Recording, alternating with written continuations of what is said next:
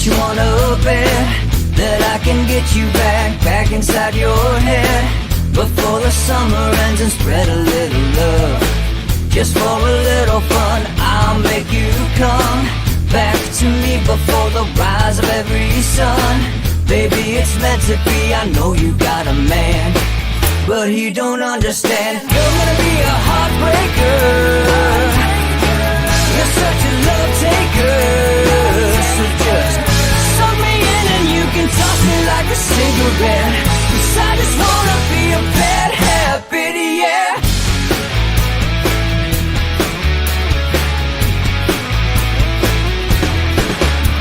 There's rhythm in our love, it's impressive, excessive. You can't make this stuff up. My chest beats, it's restless, wakes the neighbors up above. Yeah, baby, come and show me love. Baby, come and show me love, because you're gonna be a heartbreaker, you're such a love taker. So just suck me in and you can toss me like a cigarette, 'cause I just wanna be a bad habit, yeah.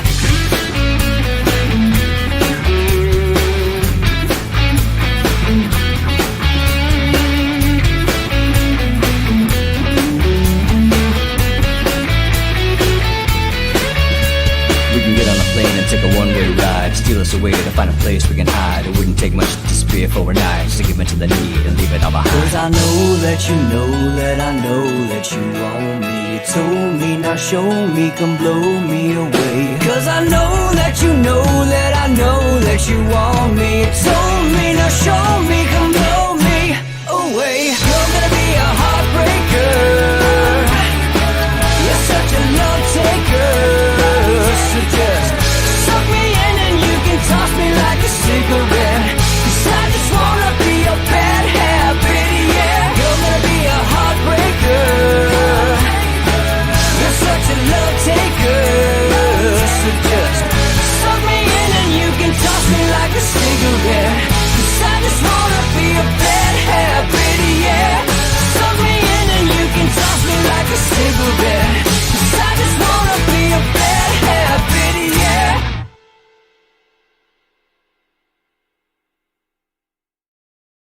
Good morning and welcome to Inside the Numbers with the People's Pundit, and I am your host, Rich Barris, the People's Pundit. Before we get into Michigan, which is what we're going to do today, alright, along with bringing on my good friend Don Smith to talk about Q&As, it's time for Rich to take a little victory lap, okay? It's about time. Study. Mask mandates and use are not associated with lower COVID-19 case growth. The first ecological study of mask mandates in U.S. states, by the way, you can read along on peoplespunditdaily.com. The first ecological study of mask mandates in U.S. states, released by the University of Louisville, finds a mask mandate where mask mandates were not effective at slowing the spread of coronavirus, COVID-19, meaning they did not work. The results challenge the prevailing wisdom of pandemic policy that continues to dominate corporate media narrative and policy makers. 1 second while I give myself a little bit of a monitor here. There we go. Damian D. Guerrera, biology at University of Louisville, and Daniel J. Guerrera, biochemistry at Verev Med, Clarkson, hypothesized that statewide mask mandates and mask use would be associated with lower COVID-19 case growth rates in the U.S. However, after calculating total COVID-19 case growth and mask use, the authors of the study, entitled Mask Mandate and Use Efficacy in State-Level COVID-19 Containment, stated, and I quote, case growth was not significantly different between mandate and not mandate states at low or high transmission rates, and surges were equivocal. Say what? What? Listen, the methodologies of this study are interesting. They went even a little bit deeper than we did. All we simply did was look state by state by state by state, use the dates that the mask mandates were implemented, and then compared them against growth surges, right? And basically, they added mask use we were looking at different studies that basically, well, I guess it's similar because we were looking at just a different source of information that they got theirs from, that we got ours from, and to make sure that mask use was basically universal at the time. All right? Mask mandates and use, a quote again, mask mandates and use are not associated with slower state-level COVID-19 spread during COVID-19 growth surges, the study concluded. Containment requires future research and implementation of existing efficacious strategies, unquote. Before I read on to me, all right, the bottom line is here, the more this is the problem with dangerous propaganda that is BS. We wasted all of this time talking about masks when it was very clear for a number of reasons. One, not all masks are built equally. Masks are not created equally. N95s across the board. Two, people are not created equally. All right? In other words, we're not born with this knowledge on how to properly use masks. So even in, by the way, which is why we went outside of the US, even in mask-wearing cultures where they are more comfortable, are more competent with mask use, it still didn't show any correlation, any statistical correlation. So we can't even really rely on that, even though that's what a bunch of doctors told us. People are not trained physicians or medical personnel. So even if virus particles were contained by the mask, which is debatable in and of itself, it still doesn't mean we're competent enough to use them. We're not trained.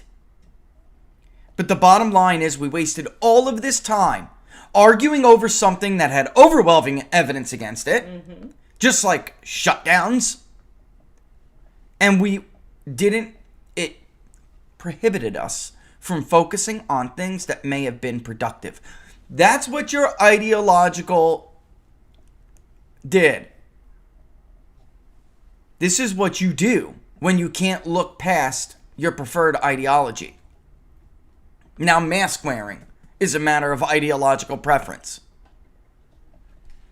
Me, the editor of data journalism at People's Pundit Daily and host of this great show, Inside the Numbers with the People's Pundit, reviewed similar data during an episode in April of 2021, using a similar but slightly different methodology than the authors of the study, and I concluded, I'm saying it in first person, concluded the ineffectiveness of mask mandates was not limited to the United States. And you may remember that show. You may remember that I, at the time, was defending myself against a patently false claim that what I was claiming was patently false. For a statistician to ignore the overwhelming evidence, Doug, I'm talking to you, the statistician to ignore overwhelming evidence suggesting something and going to some weak go-to case study of Japan, which is flawed beyond recognition, is not the legitimate behavior of a statistician. All right, that is not legitimate behavior because you want it to be the case. Not because the empirical evidence shows it's the case, because you want it to be the case. Maybe, just perhaps maybe, you allowed your personal deference to authority to overtake your statistical abilities. Arguable as they may be. The fact is, mask-wearing Marys always race to Japan as their go-to example, and as I pointed out back then, and I will briefly point out again now, that study is flawed for several reasons. The most relevant reason when dealing with statistics is that they didn't have an accurate testing regime and one that was consistent. If you test more, you get more positives. If you stop testing consistently, you throw off the baseline. We need to establish a statistical relationship, a correlation of any kind. We need a baseline from which to measure all other data from there. Japan was late to the show, late to the party, and then periodically stop. So in order to believe that Japan is the go-to case, you need to, right off the bat, make the false assumption that there were no problems with the testing regime, and there were.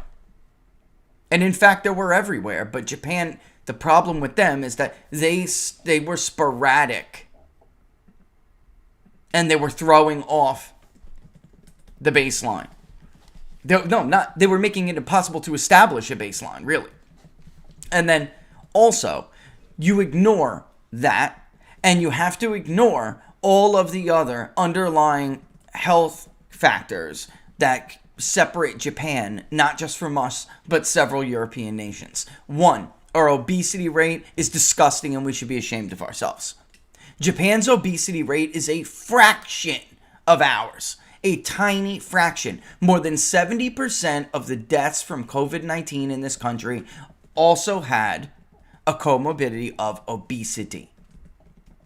But beyond all that, again, beyond all of those other factors, if you don't have reliable testing regimes, you can't establish. Look, guys, remember the line charts? The plot bands, the line charts. The plot bands, the line charts. Line showing case growth, case per day. Plot bands being mask mandates and universal mask use. Remember that? The problem with Japan is that this part of the chart, the line, is not trustworthy. And we don't know where to start.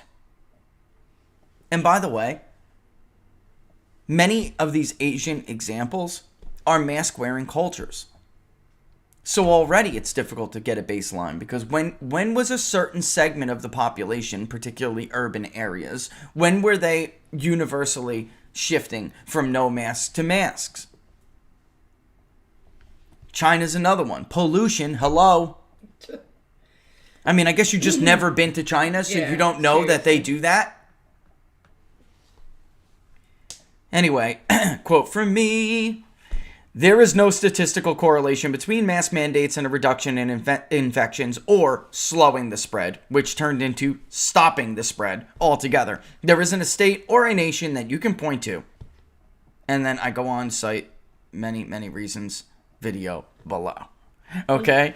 So I had to take a really quick victory lap here, folks, because this is BS. And what the study is saying is we wasted time talking about something that is ineffective, making a cult out of it. I mean, mask wearing became a cult. And it's honestly, yes, it's pushed more by liberals, but there is no doubt that there are a lot of Republicans who got duped by this. When we first polled the question by the Epoch Times, when we were hired to do national and state and Rust Belt polling for the Epoch Times before the election, 63% told us they wanted a mask mandate. You can't get to 63% without having bipartisan support. It was, of course, slanted considerably towards liberals and so-called moderates. But for the most part, loads of Republicans told us they also supported a mandate without evidence. Sorry, mosquito. Without any evidence at all. Just like so many people blindly followed lockdown instructions. Don't go to church, don't have commerce, when that was completely ineffective. Don't wait for data. Don't make a sound decision. Hurry up, put your mask on. Hurry up, cover your face against your neighbor. Don't look at the faces of your own little children. Teachers can't even recognize their own students. I know, it's unbelievable. What unbelievable. You go to the grocery store. Oh, hi, Mrs. So-and-so. What's that? Wait, who's that? Oh! I don't want to say names. You don't need to know names. America needs to reestablish its healthy skepticism, instinctual skepticism of authority and government. You thought public health officials were trustworthy? Are you kidding me? The same public health officials who told you couldn't protest against not being allowed to go to Easter Sunday services, but called, you know what, BLM protests are okay. BLM can go out there and burn down police departments because, you know what, systemic racism is a public health issue. You took advice from that? My God. Moving on to the great state of Michigan. I only wanted to take 10 or 15 minutes to do a victory lap. I have done so, and we shall now move on. You tooted your own horn. I tooted my own horn, and we shall now move on. All right? My blood pressure's... Now. Ooh-sa... Or what's the other one? Goose-ra-ba. Wait, come on, Rich. Remember your pressure points. Mm-hmm. Remember your pressure points. All right. Because we're a little laggy today. I think the internet's a little slow or something. I'm gonna be using my phone to go over the documents that were shared with the locals community. Michigan will be the last of the states that we will visit in the Rust Belt for now. We will circle back probably and deal. I know you hate circle back. We will return to Minnesota at a later date, but I'd like to end our tour of the Rust Belt for now and go into the Sun Belt next. Again, for those who are just maybe now watching, I know Michigan sparks a lot of interest in a lot of people who just don't care about other states. I don't know why. But for those who just tuned in, let me just reiterate this, and I probably should have reiterated it at the beginning of every segment on these. We have now passed an election, several months, about a quarter deep in after an election. For these voter files and the data attributes attached to them and crossed with them and deduped against them, all right, consumer, all of it, all right. What is interesting after an election for guys like me and girls like me is that all of these data attributes either A, renew, or a slew of new ones come pouring in. There are new voters, there are new records, right? And then there are, again, I would say, refreshed records for existing records that are there on the voter file already. Typically, when we expect a party to, oust an incumbent president who got the most votes in the history of the country for an incumbent president, you would expect the states that president won to move pretty considerably in the direction of that party. How do I know? Because it happened after George W. Bush, because it happened after Barack Obama, and because it happened after Donald Trump won the presidency the first time. That is not generally the case this time around. Generally, what we are seeing is a pretty dramatic shift toward the Republican Party. To include, I might add, states like Virginia, which have shifted 4-5 points, 3 to 5 points, I would say, in the direction of Republicans after being on a leftward tilt for the last 4 years. Wisconsin has shifted considerably. All right. And Iowa roughly stayed the same. Ohio is continuing its rightward shift. Pennsylvania, in the era of Donald Trump, shaved about 7 points off the Democratic advantage in the voter file. If the voter records were more cleaned up in the state of Pennsylvania, then we would, without a doubt, see an even closer electorate than what the voter file showed, which is now down from a high of, since we've been tracking, D plus 13 to only D plus 6 in Pennsylvania. Again, if Philadelphia, and to a lesser extent Allegheny, would clean up their voter records, then I strongly suspect that Republicans would either be just perhaps even a slight R advantage, if not maybe D plus 2, D plus 3. And we see that in recent turnout modeling. We see that in the electorates that show up. But there still is a pool, which is why on a good year for Democrats like the midterm in 18, fairly decent year, we can still see states like Pennsylvania and Michigan and others shift to Democrats. Although I may add, there were arguably only 3 states that not only didn't shift to Democrats, but there were districts that actually moved toward Republicans in 18. And that would be Minnesota, Wisconsin, and Pennsylvania. Although Minnesota was a blowout this time around. Ohio, Florida, lesser extent, Iowa did move to the left of Democrats, which you can see why if you look at the voter file. It's possible. But Ohio largely, Florida, they did not. They resisted the national mood. Okay? All right, let's get into it, shall we? Mm-hmm. Let's get into it. Dun, dun, dun, dun, the state of Michigan. All right, there I am. I'm like, why is that thing not showing up, the green screen? But there it is. Nevertheless. All right. This here be the state of Michigan. As we point out before, the higher the chart is, the greater the population. The wider it is, the more dispersed the population. The more narrow it is, the more dense the population. Okay? And I know it's a little bit difficult for you guys to see Wayne and some of the other counties there. But if you sign up to peoplespundit.locals.com, you will have not only this graph, but a PDF to go along with it, from which we will read now. I will tell you right now that the voter file in Michigan stubbornly, as Wisconsin moved to R+1, +2, +3, right? Stubbornly held on to their little D+2 to R+2. Michigan now is, again, another state where we must rely on inference. But as you know, inference is very, very accurate. If you've been with us for a long time, you know that I don't have to re-argue this case.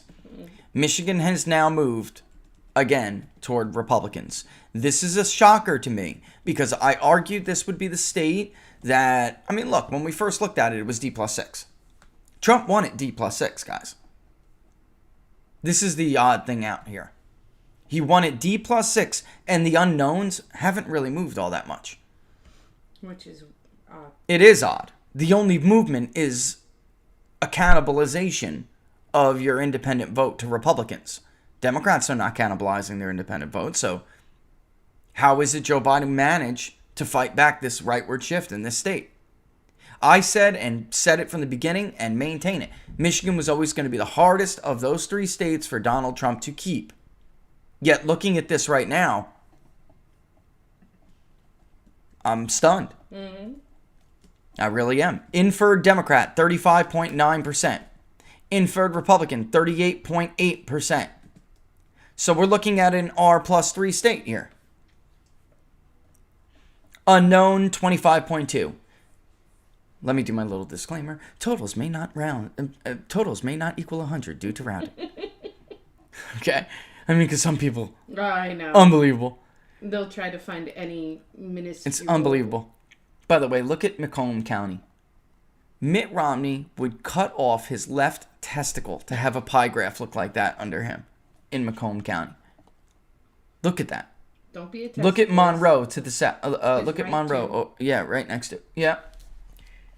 And yet Monroe is was once upon a time, Macomb County was once upon a time, that's the home of the Reagan Democrat folks. Once upon a time, it was a Democratic county. Barack Obama carried it twice. It's a pivot county. Except it didn't pivot back to Joe Biden. Neither did Monroe. All right. Yet somehow. Anyway, moving on. Female. The state of Michigan is getting a little bit more male. Interesting, right?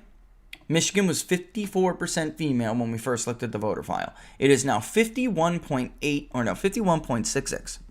And males are 48.34. There are 335 blanks. We cannot tell if these people... I mean, that's pretty good, guys, all right? That's pretty good, all right? All right, moving on. Income levels, I don't, and I won't go through them considerably, but let me ask you something here, folks. Let me ask you something. Look at the 50 to 100 categories, and you will see that the lion's share of the chunk of this state makes between, well, not lion's share, but the largest single group is 50 to 100,000, all right? 50,000 to 55,000, a little over, just under 2.5%. 55 to just under 60,000, just under 3.5. Again, same for 60 to 65. 65 to 75, a little over 5%. 75 to 99, 14%. 100,000 to 150, 16%. So I remember what I said on, I think it was Wednesday, that it really doesn't matter. Income doesn't tell you a whole lot. What's interesting is the nesting of the variables. If somebody did not have a bachelor's degree or higher, yet made 100 to 150,000 or 100 to 200,000, they were a super Trump voter. All right, which means, what do I mean by that? They were overwhelming for these nested categories. These are people that didn't go and get a degree to make that money. They're self-made people. They're entrepreneurs, maybe, whatever. I don't know. We don't ask them, but it's actually sometimes we do. But the generalization here I'm trying to make is, if you are a person that is homegrown, right? If you're then and you do well, your situation is good. Then it's interesting that you buck the trend of those who make your income category yet are in a different socio-economic class. You should be in an economic class, but you're not. It's a socio-economic class because you would never be caught dead. Or actually, if you're these people that, the pinky in the air tea drinkers would never be caught dead with you at a party or a restaurant. All right, or something like that. They're just amazing. Similar incomes, but different people altogether.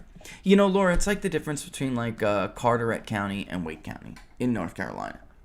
There are people who make a fortune in Carteret. Morehead City, they're affluent. They have big, beautiful homes. Their backyard is the Atlantic or the river, right? And they didn't move to the Democratic Party at all. What's the difference? They're not a metro affluent group, right? They're like outdoors rich people. Or just not even rich, but well-to-do, because some of them aren't rich. I wouldn't say that some of them are, but I would say they're well-to-do. 3,000 square foot house, they're part of the club because they got a boat, right? Doesn't mean they're not super rich, but they're doing okay. Very different than those in the same income bracket in Wake County, for instance, where it's a professional class. Right? Interesting. Michigan appears, or at least a voter file. I can't wait for the census to come out so I can really compare a lot of this stuff with brand new census data. But fully. Michigan appears to be getting more married. What we knew about married couples, and this category always has a tremendous amount of unknowns because, come on viewers, you know the answer to this. When you go to register to vote, you don't tell us whether you're married or not. You don't tell us your religious affiliation. You don't tell us your income. So we're using other data attributes to infer this. There's always a tremendous number of unknowns in many of these categories. However, it's interesting to note that this was in the 30s just a couple years ago. So by a couple, I mean two. A couple means two, roughly 2 years ago. Now we're at over 40%. So that's interesting, and I wonder why that is. I really do. The number of inferred married versus inferred single is twice as many. That's interesting. All right. So one thing to keep a look at there really is. Michigan, very white, as we all know. 80% white nearly. African American, about 10%. The unknown is just under 7. Hispanic, 2.3. Asian, 1.5. Michigan, unlike Wisconsin, and I gotta stress this, unlike Wisconsin, which actually has a higher Asian population, Asian other, quite a significant amount actually, statistically significant, just under 10%. All right. The difference here is that there is a larger urban population than Wisconsin, which is why I always say that Wisconsin, many parts of Wisconsin, or most 2/3 of Wisconsin, looks more like Iowa than it does like Michigan. All right? Even though they're right next to each other. You have a very different breed of people. All right, education level. Tell me I forgot religion. No, I didn't. Let's go to religion first. Pennsylvania did this too, to me. Surprised me. Why is it getting more Protestant? Why are these states getting more Protestant? I don't know. Tell me why. I don't know. I mean, I'm speculating here. Do we have Catholics? Because there used to be a tremendous amount of Catholics in these states. You had Irish and Italian Catholics in Pennsylvania. You had Irish Catholics in Michigan, right? Tons of them. Wisconsin, too. Pretty significant, but also a big evangelical, a third of the electorate. Is it possible? Because Catholics are going down, Laura. They're only 18% now in Michigan. I got an idea. Where Protestants are now rounding up. They're 50%. Hit me. What do you got? Let's talk. Let's have a hypothesis. All right. Hypothesis is this. What if, with political maturation, comes the dying of the Catholic religion? That happens. I'm just saying, like, maybe that's why not it's so yeah, low. not dying, but they shed it. They shed. Yes. Yeah, people. What Laura's trying to say is, with political maturation, what we have seen, and we've seen this everywhere, and you'll find this out in my new book, which is going to be coming out. Ethnic Catholics, Irish, Italian, Hispanics, when they go through what you'll learn more about called political maturation, it's basically all immigrant groups basically start off in the inner city machine political system. All right, then they branch out to the suburbs, even rural America. As they politically mature, get better jobs, their families get higher education, right? More opportunity. They convert at higher rates to Protestantism, or even actually that relationship is, the bottom line is, Catholicism does not see the conversion. They lose these politically mature groups, ethnic Catholics, prior ethnic Catholics. They lose Congregationalists to Protestants. And that was taking, and this is what's, you guys, I'm going to go off a little bit here. Italians did it faster than anybody else, which is surprising if you know how the Italian history, but the truth is they enlisted at higher rates than most other during World War II, which is, we're looking at the period from which they immigrated, right? And we had the two great wars during that period, but really ramped up during World War II. Very proud. My grandfather was one of them, all right? And so was everybody else in my family. Proud. I mean, right. And when they got out, my family, that part of the family, they remained Roman Catholic forever. But look at us. We are not Roman Catholic. Our families were Roman Catholic, but we are not, right? We're also the first in both of our families to have certain achievements. Yes. Right? So oh my God, I never realized it. We are that How the hell did I study this? And I'm just now dawning. Oh my God. Because I looked at Puerto Ricans too, and I even thought about it in the context of your family. Puerto Ricans, World War II, extremely high enlistment rate. Mm-hmm. The reason why they got more liberal later, that collapsed. And it's hard to get enlistment rates by ethnic group. You have to be a little creative with it, because they're not so many times. Democrats don't want, this is something I found out during my research, Democrats don't want enlistment rates by ethnic group. They don't want it. Not by ethnicity and other identifying. I don't know why. I think I do, but I just don't want to speculate. And it's difficult. You have to be creative to get some of that from DOD. Okay? But anyway, what happened with Italians took a longer time with Irish, who actually, their immigration predated Italians, as you all know. All right? And they stayed in the city machine longer because they were promised jobs. The system took care of them, right? So they were firemen, they were cops. Guys, you know what I'm talking about. The Tammanies of the world relied on the Irish vote, the Irish Catholic vote, because the Irish Protestant vote, which was like they hated each other, Irish Protestants and Irish Catholics. Irish Protestants looked down on Irish Catholics as dirty, second-class Irish. They did. But in any event, the machines, the Tammany-like urban city machines in New York and Chicago, everywhere, wanted to keep ethnic Irish Catholics in the inner city because they fueled their machine. Much like African Americans fuel their vote right now. They want to keep black Americans down in inner city. I got news for the black community. You ain't the first to have an inner city political machine keep you oppressed and downtrodden for machine Irish. Politics. It was Irish. The Irish were really the first. The Scots, the Irish, the Scottish. Absolutely. Then they tried it with the Italians. The Italians did something very smart to get out of it very quick, which was, I'd rather join the army or join the Army Air Force. Their enlistment rates were through the roof. And when they came back, they used the GI Bill to get out of the inner cities. And it happened at astonishing numbers. All right? And the Irish and the Italians did, however, want to stay in these neighborhoods, and I can cite you mine. I mean, you don't want to leave Scranton Avenue in New York and watch it go to hell.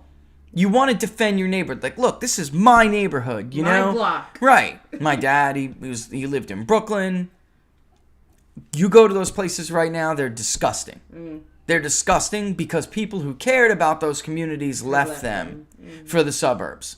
And even, in our case, the exodus, the great exodus we all call it, the Italians in New Jersey who left New York to go to New Jersey. It was the Italian exodus. We all left New York City to go to, some subdivision in New Jersey, in central New Jersey or something, hoping for a better life for our families. Now, Irish did take longer. They had a longer history. And Hispanics, the argument that really a lot of people were trying to make was, will this happen with Hispanics? Even up until when Mitt Romney lost to Barack Obama and the incorrect, the garbage autopsy the RNC conducted after 2012, which drew the wrong conclusion, there was a lot of talk about whether this would happen with Hispanics. In fact, it has. It is. Not has. It is right now, which is without a doubt helping Republicans in states like Texas, in states like Florida, in states even like Arizona and Nevada. You know where it's not helping? California. And we know that because we have a number of reputable surveys that track ethnic Hispanic Catholics. Hispanic ethnic Catholics. And from 17 on, we saw really high conversion rates. And ironically, there's a relationship. The more conservative those groups claim to be, not political, not party identification. So state by state, for instance, in Florida and Texas, those conversion rates were where Hispanics said they were more conservative than in other states. The conversion rates were higher. Very interesting. Very, very interesting stuff. You guys will love it. You guys will love this stuff. I'm telling you, you'll love it. All right. Anyway, let's get into, because I know you guys want to know this. Jewish, 2%. Islamic, about 1.5%. There is a large unknown, though, so we all know these numbers are bigger for some of these groups. All right. We know this is the voter file, not a census, but we do know that the Islamic population in Michigan is more than that, probably. Greek Orthodox, 0.2%. Again, Catholics now have fallen to 18%. They were a 20-plus category in Michigan for a very long time. All right, so that is no longer the case. Mormon, very little. Lutheran, very little. Sikh, very little. So there we go. Hindu, about 0.5%, about 31,000 voters. Pretty interesting. Big chunk, though. Almost 2 million, we can't tell. So, I mean, guys, out of almost 3 million voters, almost 2 million, we just don't know what their religious affiliation is. It's hard to figure this out. If you have the PDF from Locals, peoplespundit.locals.com, peoplespundit.locals.com, sign up. If you have the PDF, you can look at this PDF going back to what I said yesterday. And Stephen Hayes, I'm going to add to that group now because of his patently false tweet that he had to delete, since we're using that phrase today. Patently false. All right? Well, I like demonstrably false. Demonstrably means provable. Right? So, Stephen Hayes, in an effort to hawk Chris Steyerwalt, another loser, in an effort to hawk his book, which is garbage. All right? The argument is that 2020 was the worst election for Republicans in generation. That's ridiculous. 2008 was by far, and it's not even close. Republicans gained seats in the House, barely lost the White House, and held the Senate. They lost the Senate after.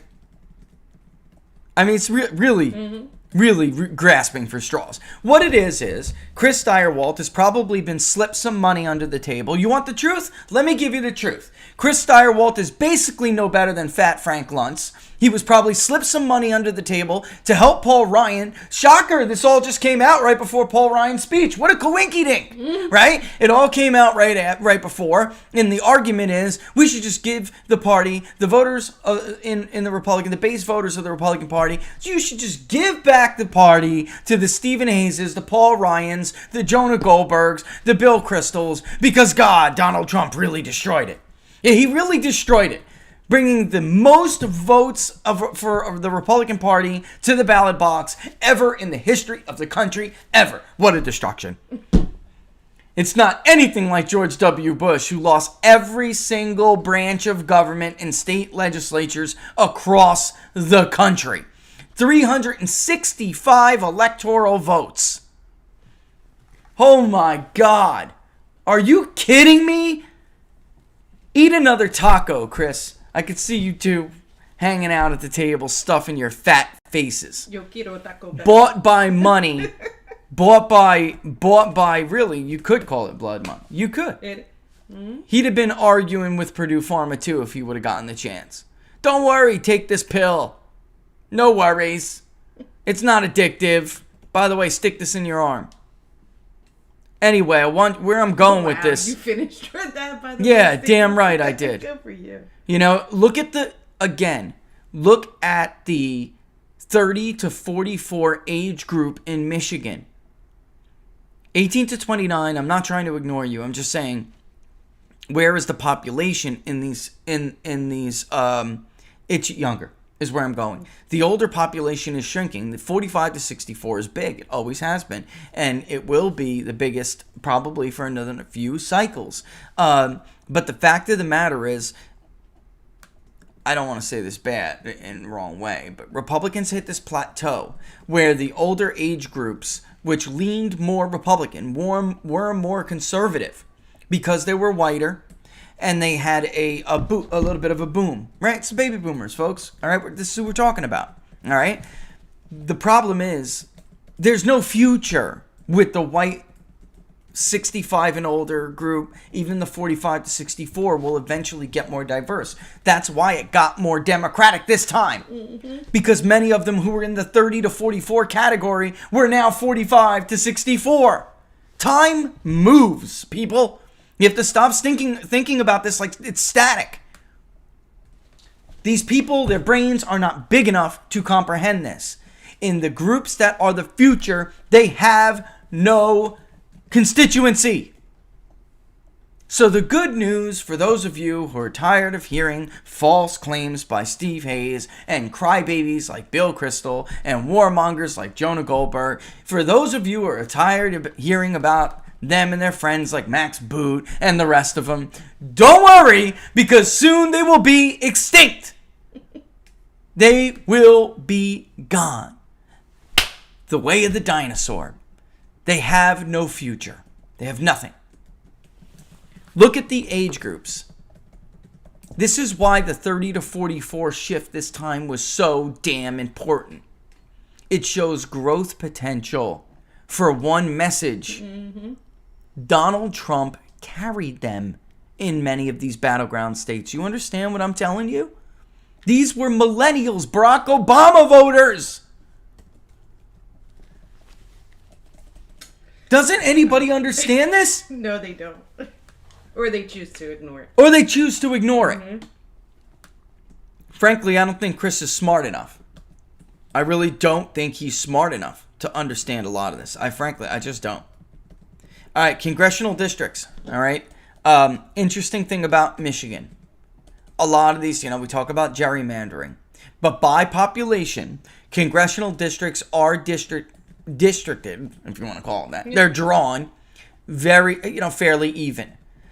As opposed to some of these other states where we see these wild variations of numbers, the average is about 7.2% of the population represented by a congressional district. All right? So very interesting stuff there. All right?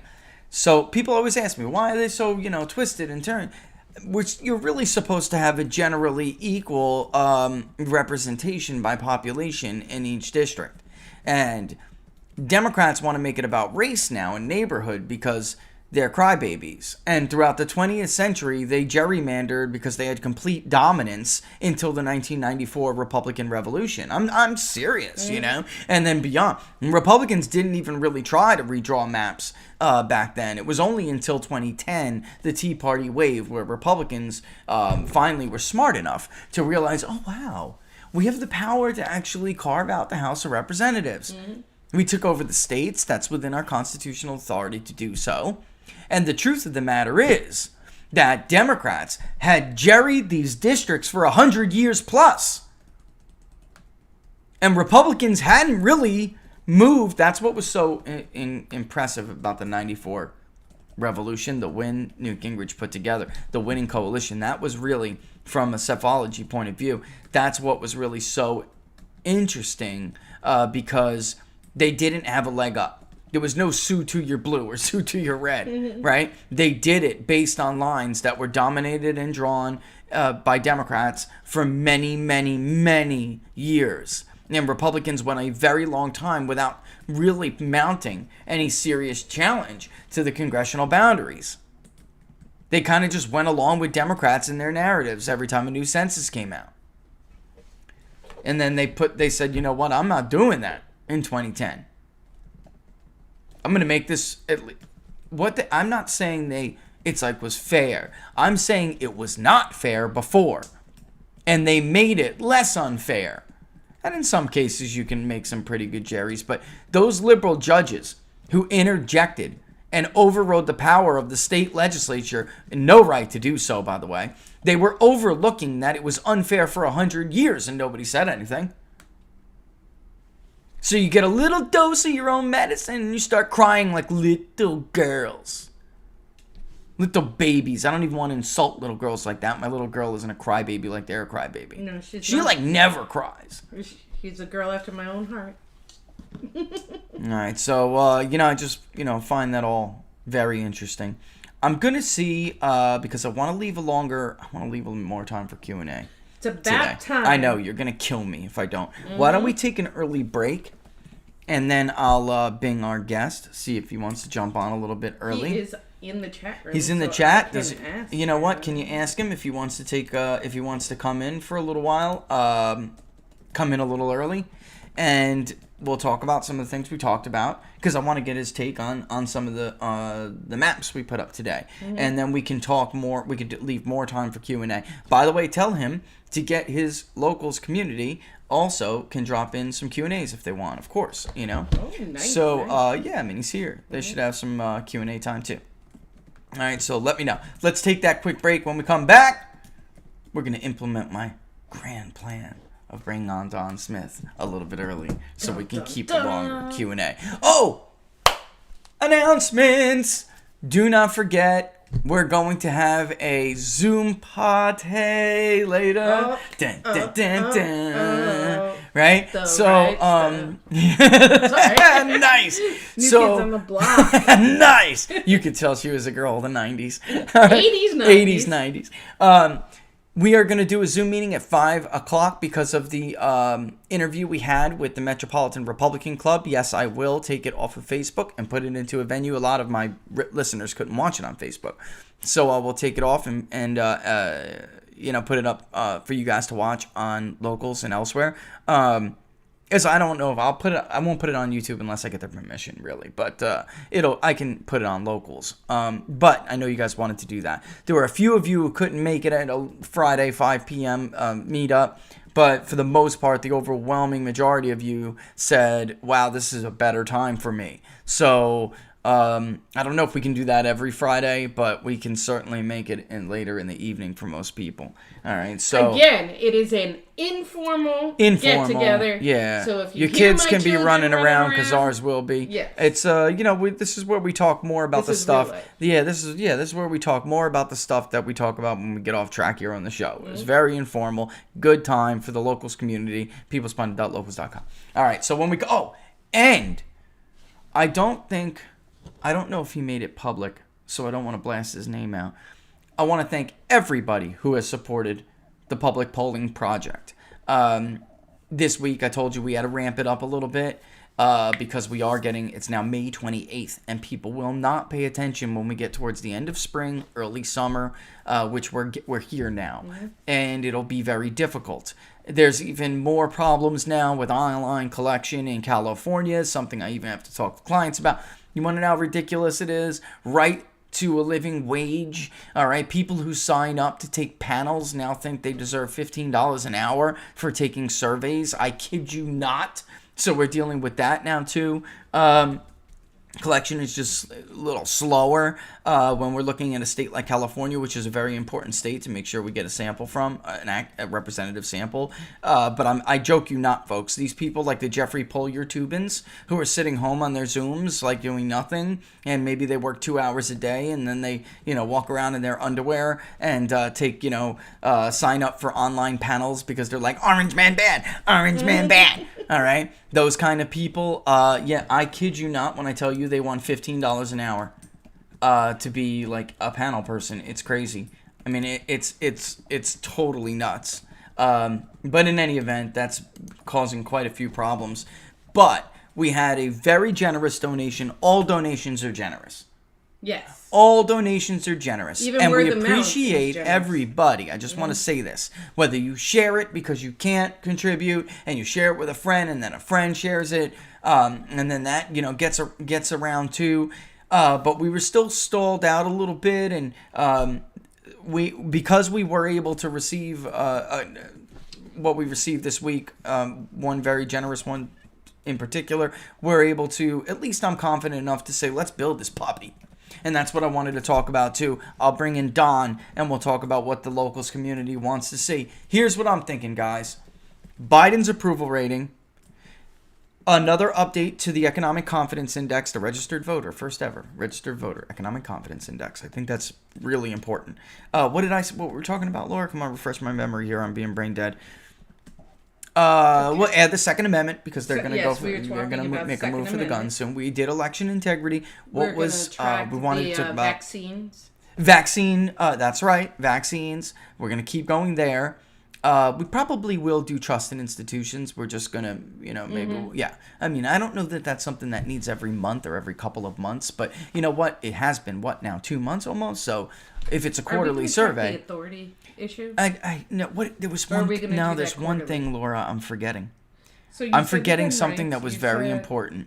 Yeah, so the gun rights, vaccines, trust in institutions, the Economic Confidence Index, Biden's approval. Yes. But there was something new I wanted to add to this.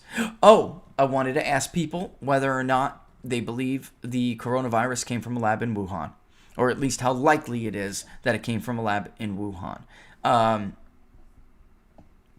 missing something, but this is the stuff we're talking about. I was also thinking, I don't know, we're getting to a point where mask wearing, if you go outside where we are, people have had it.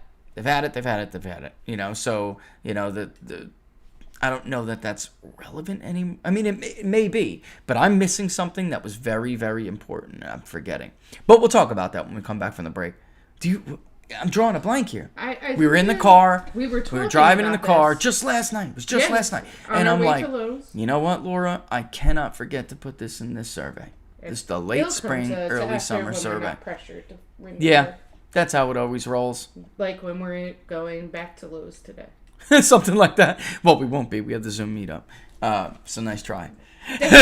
Laura's I'm an addict. Good try. She's a plant addict. She's a garden addict. And that's cool. You know, that's she used to, I'll tell you what, this woman had a black thumb. I always had the green thumb. I still do. But this woman could kill a dead plant, a fake plant. She could kill a fake plant. But she learned and she grew. And she's getting so much. I'm so proud of her. Get it? I grew. We'll soon be like darn near self-sustaining in this place. Yes. That's my goal. The woman's filtering water. All right, I'm not joking. No, she's filtering water. We'll have fruits, vegetables. The only thing is that we can't spices. We have that already. And then also a medicinal garden, which is all natural herbs and things that could bring down fevers and it's really things cool. that could, aches and pains. So goodbye medicines. I missed them when I was a kid. My godparents had a place in upstate New York where it was a hotel or it was really a motel, but they made it like a hotel, right? It was carved out of a mountain in upstate New York off of 9W. And in the backyard was on the side of the mountain, guys, which was awesome. And you could see the Macy's fireworks from the Hudson. You used to be able to see. It was beautiful. Once a Navy SEAL who was training landed in the backyard. The backyard was the side of the mountain.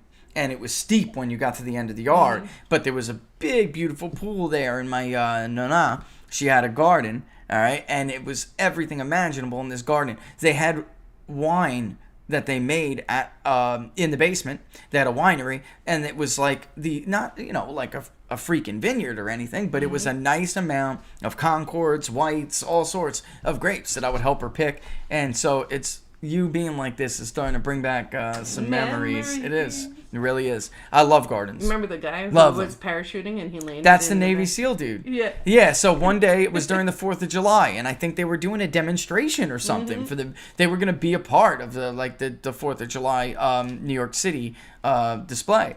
And this guy just got completely blown off course, and here he landed right in the backyard in the middle of the barbecue. He's like, coming in, boom, boom, boom, boom, boom, tuck and roll, baby, tuck and roll. And it was like we're all just sitting around. Eating hot dogs and hamburgers. Like, what the hell? He's like, can I use your phone? It was hilarious. But yeah, good times. Good times. Back then you could even hunt in New York. My godfather had a ton of guns. We would go for whitetail. It was wonderful. And then they chased him out of that state. And he moved to the Gulf in Florida. Before he passed. So there you have it. A once beautiful area in New York.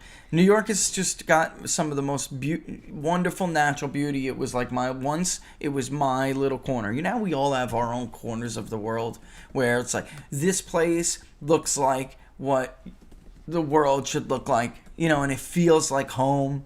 Because I love the city, but I used to love being able to get upstate, during weekends and holidays, and that was my own corner of the world, and they ruined it.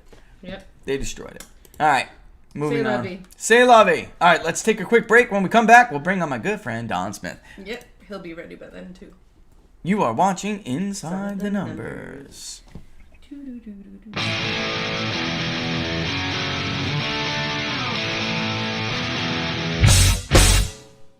How much you wanna bet that I can get you back inside your head before the summer ends and spread a little love.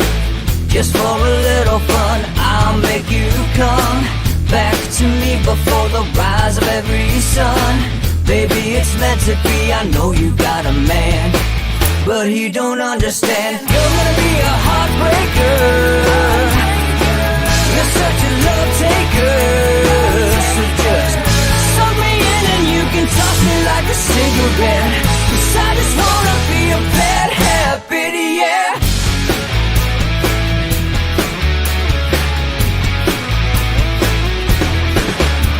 There's rhythm in our love, it's impressive, excessive.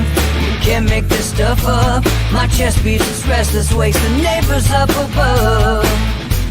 Yeah, baby, come and show me love. Baby, come and show me love, because you're gonna be a heartbreaker, you're such a love taker, so just suck me in and you can toss me like a cigarette, 'cause I just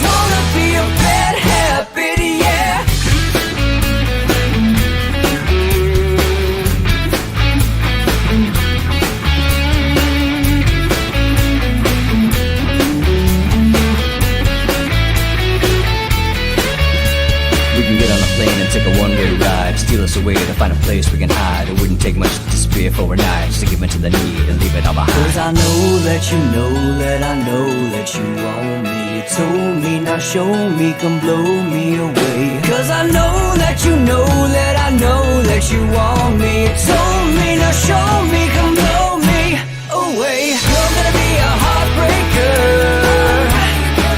You're such a love taker.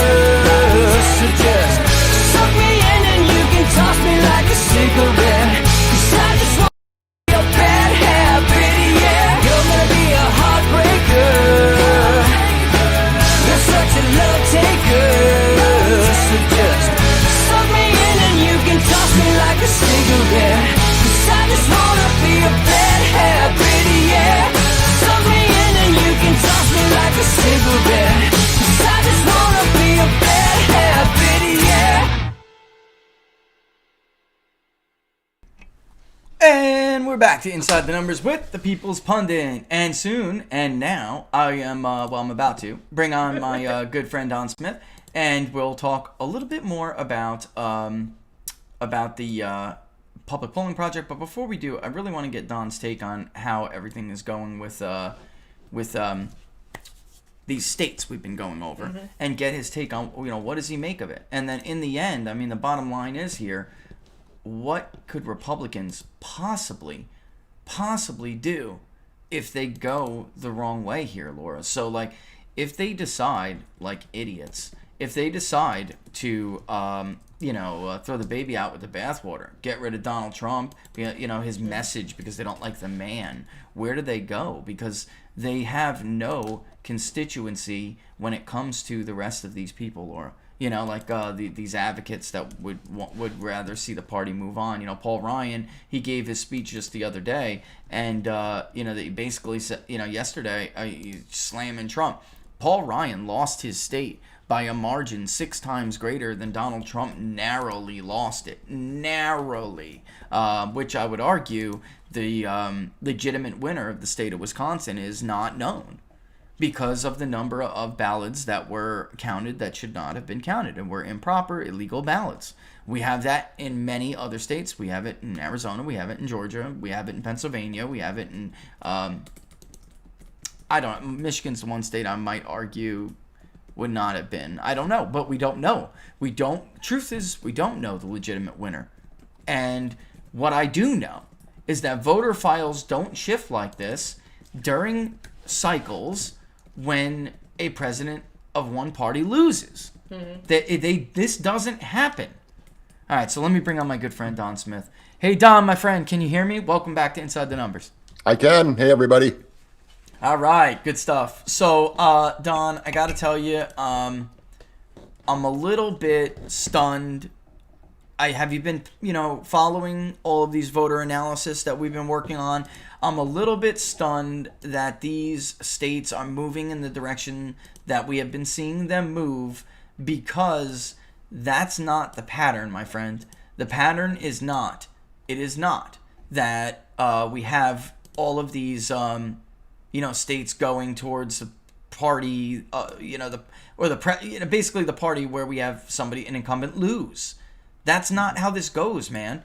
That's not how it has gone since 2004. I mean, I can't say any earlier than that because I don't know. I mean, technically, I probably could go back to voter registration to see, but I'm talking about these voter file analysis.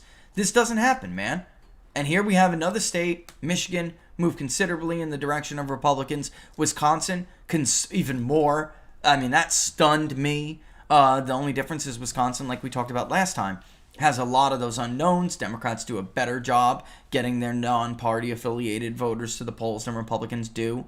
What do you make of this? And look at Michigan's now basically an R+3 state after being D+6. Yeah, exactly. And I think there's a great opportunity here. And the only thing I worry about, and you see it now every day, like there's somebody else coming out. So now we got Paul Ryan back out here. We got all this stuff. Yeah. You've got the establishment trying to regain control of this whole thing. And that's the danger for us. It's to shoot ourselves in the foot. Democrats always circle the wagons and they'll get on board with whatever it is. Even if they're as radical as they are today, they'll get on board with that just because it's for the party. It's for the cause. And that's one thing that we don't do. So in some ways that's good, because you can push back against some things, and you can't do that on the left. But seeing the Paul Ryans and all these people coming out, now they're going to go around touring. You got Frank Luntz out there, I heard you talking about Chris Steyerwalt, all these people. Here's what's wrong with the party. What's wrong with the party is you don't like it's not your party anymore. And but that's also the great thing about Republicans. I mean, look at for Democrats the last two presidential elections. Their candidates were selected. I mean, and it was for us too. Right. We had John McCain, we had Mitt Romney, Donald Trump broke that mold. So what this is all going to come down to is that division. Is that are you I as you know message with I'm preparing these guys for you're going to be put on the spot every interview you do. Well, what do you think about this? What do you think about Trump? So it's going to be this big loyalty test, this big litmus test. And right now there's a war going on between the establishment and I would just call, I guess, Trump supporters is the best way to call them. So we have a potential to really remember all the talk about the big blue wave that was going to happen at the first, election after President Trump was elected. And there was no blue wave. It was a trickling stream at best. But I think we have that potential this time to actually have a real giant red wave. And so we'll see how that plays out. But if we don't shoot ourselves in the foot, we're in really good shape. Look at look at all the information you're going through. Look at the data. Look at the swings. I would assume California is more Republican today than it was, pre this last election or even the one before that. So, but yeah, if you look at these states, everything's lining up for Republicans. So the Paul Ryans and all these guys, get out of here. It goes somewhere. Go do. Paul Ryan should go do whatever he's been doing for the last couple of years. We don't need him back on the scene. We don't need the Bill Kristols. We don't need all these different people that are just going to be, flies in the ointment, right? So I'm concerned about that. I'm concerned about these people are going to be put on the spot. That's just the way it is. And you've got to figure out a good way to message that, because if you support Donald Trump, you don't want to throw him under the bus. That's not the right answer. But you're going to have things put to you in the way. Do you support the insurrection, right? The words they use. Do you support the insurrection? Well, I mean, that's just stupid. It's like the liberals always, Republicans want everybody to die, right? So they'll push your granny off the cliff and all these kind of things. Which was Paul Ryan. They did to Paul Ryan, by the way. So indeed. Yeah, how quickly they forget, huh? Guys like Paul Ryan. But anyway, so that's going to be the big trap, is how do you handle the questions about President Trump? And there's a lot of good ways to answer those. A lot of people that are going to hold firm, but then there's going to be people like just a name I'll throw out there, Nikki Haley, who's going to be on both sides of the fence depending on who's asking the question and what the question. So that's the big challenge for Republicans. The states, the voters are moving towards it. This whole tax thing. You got Joe Biden doing the whole anybody less than $400,000. If you believe that you're not going to pay more taxes because you don't make $400,000 or more, then you deserve to pay more taxes. The problem is the rest of us don't. So we don't believe that. We know that that's a lie. So yeah, those people deserve to pay it. Those are the people that should redistribute their wealth. They should just give it to people and go, here you go, here you go. But yeah, you're going to pay more taxes. I mean, if you really buy that, I feel bad for you. But it's all about, it's going to be this thing because they got to keep the orange man bad thing going. They got to scare people. They got to do all those things. And how do we deal with it? That's going to be the real truth to this whole thing. And that, I think that will play out in the final results. But first we got to fix, and you've been talking about this forever, and we've talked about it numerous times.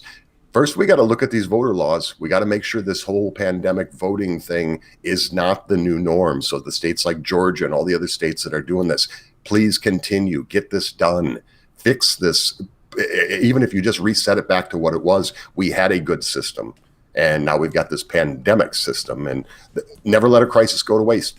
And they've taken advantage of that. So that will have a huge impact too. Yeah, you mentioned California too. Then California, I'd expect that to be more Republican. Talking over the last couple of weeks with people who are running, the way the party is, the state party is deeply out of touch with their base in that state, which is true of everywhere. But they don't really even have anyone from Republican areas in that in their state leadership. role, and they had one, but they moved on to the RNC. So it's interesting, and they're always a cycle, or at least, if not more, behind on. And the census is going to change the boundaries of the congressional districts. There's a general understanding of what that may look like. It may be some surprises there, but looking at it, and we're doing research on this right now. What does it mean for the districts? What does it mean for, Republicans have this losing strategy in California, which is defend these very few seats that we're able to win and don't go on offense anywhere else. That's a loser. I mean, if you're on the defense in politics, you're losing. I mean, that's it. And it's funny to me that they are still looking at people like David Valadao, or Valadao, how you say it, right? This guy, aside from, he would, honestly, he's probably already done, unless Republican voters give him a mulligan because they want the House so bad. But he would, without anything changing, he's already in deep, deep trouble, because you can't win a D+5 or so district, barely, and then piss off your base like the way he did, because you're not going to win voters who are anti-Trump by that large. You're just not. So this is also another problem. He may lose, and he's California 21. If the boundaries change the way even people on the consensus, I would say, the left knows it, the right knows it, it's going to look something like this. He's going to lose, according to our analysis, at least 3 points from Fresno and elsewhere to what is currently the 16th congressional district under Jim Acosta, right, who's a Democrat. And that is a D+9 or D+8, depending on what month you run the analysis. What I'm saying is California 16 could look at the Democratic slant. It could look more like 21 right now. Meanwhile, Republicans statewide, they are completely clueless. They're going to be taken completely off guard, Don, again. They're going to be blindsided. And they're stupid because they want to protect the incumbent. They're thinking, you know what? First of all, they speak wonders about this guy, Mike Garcia. If you want to sing anyone's praises, Mike Garcia should be the gold standard for Republican candidates in competitive districts in California. This is a man who carried Hispanics, who carried Ventura suburbs. I didn't even think that could happen. Honest to God, didn't think a Republican could carry those precincts that he carried. I just didn't think it was possible. And not only so he does it during the special, and he does it, and he wins by like 8, after all the votes were counted, or 8 or 10, close to 8, close to damn near 10 points. And I'm thinking, okay, it's just a special. Come November, Democrats are probably right, and they're probably going to win this thing come in November, right? Or it's going to be very close. Yes, it was very close, but he still held on. Why? Because he did so well among these voters that Republicans just don't win. They don't win them. So, I mean, somebody like him, much better example on how to retail, how to give a pro-business, pro-worker message to voters who vote traditionally Democrat, or you would think demographically they would be Democrats, and taking the whole R versus D thing out of it. That's Mike Garcia, not David Valadao, because he stabbed Trump in the back, right? It's what they don't understand is the message works even if those voters in California, many of them, it's true, didn't like the man. And they're looking at this is what they did under Romney, and speaking of Paul Ryan, they're always looking at the map as Democrats want them to see it. They're always looking at the map as it is right now. They have no foresight and no ability to say, this is the map as it could be, or this is the map as it should be. And that was one of the geniuses of Trump in 2016. He said, we cannot do this Romney modeling. You have to pull an inside straight flush. You got to win it across the board. I always use a game of pool, Don, as an example. So if you're playing 9-ball, you already spotted at least the 4, if not the 6. You can't miss sinking a single ball, because if you do, you lost. That's it. So I just I feel like a lot of these people haven't learned their lesson. The idea that Paul Ryan is even in the conversation anymore. Again, most vice presidential picks, I would argue, that the top of the ticket has to carry themselves. I think that's the vast, majority of evidence suggests that. But you do have these like Lyndon Johnson people where you can make some arguments. Paul Ryan offered nothing to his ticket. Nothing. He couldn't even translate votes to Romney in the 1st Congressional District. He won re-election with 60% of the damn vote, Don, and they still couldn't increase the share in the 1st Congressional District. He's a nobody. He's a loser. And he's a liar, by the way. This guy, we're supposed to be comparing character or something? I mean, what's the argument? This is a man who's looked at every American voter in the eye, sat down on Sean Hannity, every American they promised they would repeal Obamacare, and said, we have a consensus plan. This is a man who lied to the President of the United States, who told him, if you just sign this omnibus bill when we get back from break, we'll get you a vote on the wall. I can't tell you how many times this guy has lied. Mm-hmm. He is I don't know if it's pathological or it's just, a repeated behavior, like he's a repeat offender. But he is not the character that you should be looking up to. So who cares about character anyway? It's about results, frankly. Yeah. Lyndon Baines Johnson didn't have a great character, Don, but he did a lot for the left and their cause, right? JFK was not a man of character, let's get real. And neither was his father, who was a bootlegger. I mean, so this is crazy, these false little choices. This is about policy and who does what's right. They're at a point now, that group you're talking about, they represent about 4%. And it's at a point now where they are hindering growth in the party that exceeds their share of potential vote anyway. So the Republicans could grow far more with Trump's message than 4%. But they got to cut this baggage loose because they're serving as negative disruptors. And nobody wants to follow a team, Don, that can't get along. Nobody wants to follow a team that can't agree on what their strategy is, can't agree on what they believe in. How do you tell, it was a great article in American Greatness earlier this week, which was actually a follow-up to the first article he wrote, Republican Party sucks, right? And the second article was a follow-up to it. He's right. They have no story. Whether you like the story or not from the Democrats, they have one. And like you said, they are united behind that story, regardless, at all costs. And Republicans, they got to cut this dead weight, which has no future in the 65, outside of the 65 plus category, they have no future. So what is the point of keeping these fools around? Yeah. Well, and here's the real thing. Here's what it really boils down to is this. You've got people, and so we go back to John McCain. I always bring up John McCain because John McCain was the worst thing that ever happened to the Republican Party, bar none. So you've got John McCain, you've got Mitt Romney, you've got Paul Ryan, you've got all these guys. The big thing is this: they don't like Republicans. So what are we even doing here? Why are they even hanging around? And it's because they're establishment. Right. It's because they want power. It's because they want control, and they would have no chance if they switched and became Democrats, which they might as well. But they don't even like the Republican Party. They don't like us. They don't like everybody watching this right now who's a Republican or a conservative. They don't like our values. They don't align with us anymore on anything, really. Look at Mitt Romney. Mitt Romney has become, okay, so the left has Joe Manchin, right? Every time something comes out, they're all mad at Joe Manchin because, he's not going to go along with this. And because Joe Manchin's a blue dog Democrat, he's more conservative than anybody, any of the left-wingers right now. But you've got these guys who don't like us because we're too far right, we're too far. They constantly call us names. They're writing books about us, saying how we suck.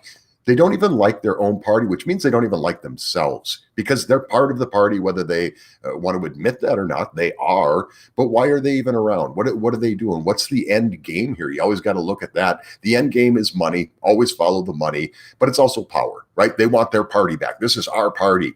And it just still to this day blows their minds that Donald Trump won, because they did everything they could to make him not win. Look at all the Never Trumpers that are still out there that are now writing all these books, and Bill Kristol every day on there. Look at his Twitter feed. I mean, does that sound like anybody that was ever even close to being a conservative? And I'm not saying that he wasn't at one point. I'm just saying he sure as heck isn't now and hasn't been for a number of years now. So what are these people even doing? Go away.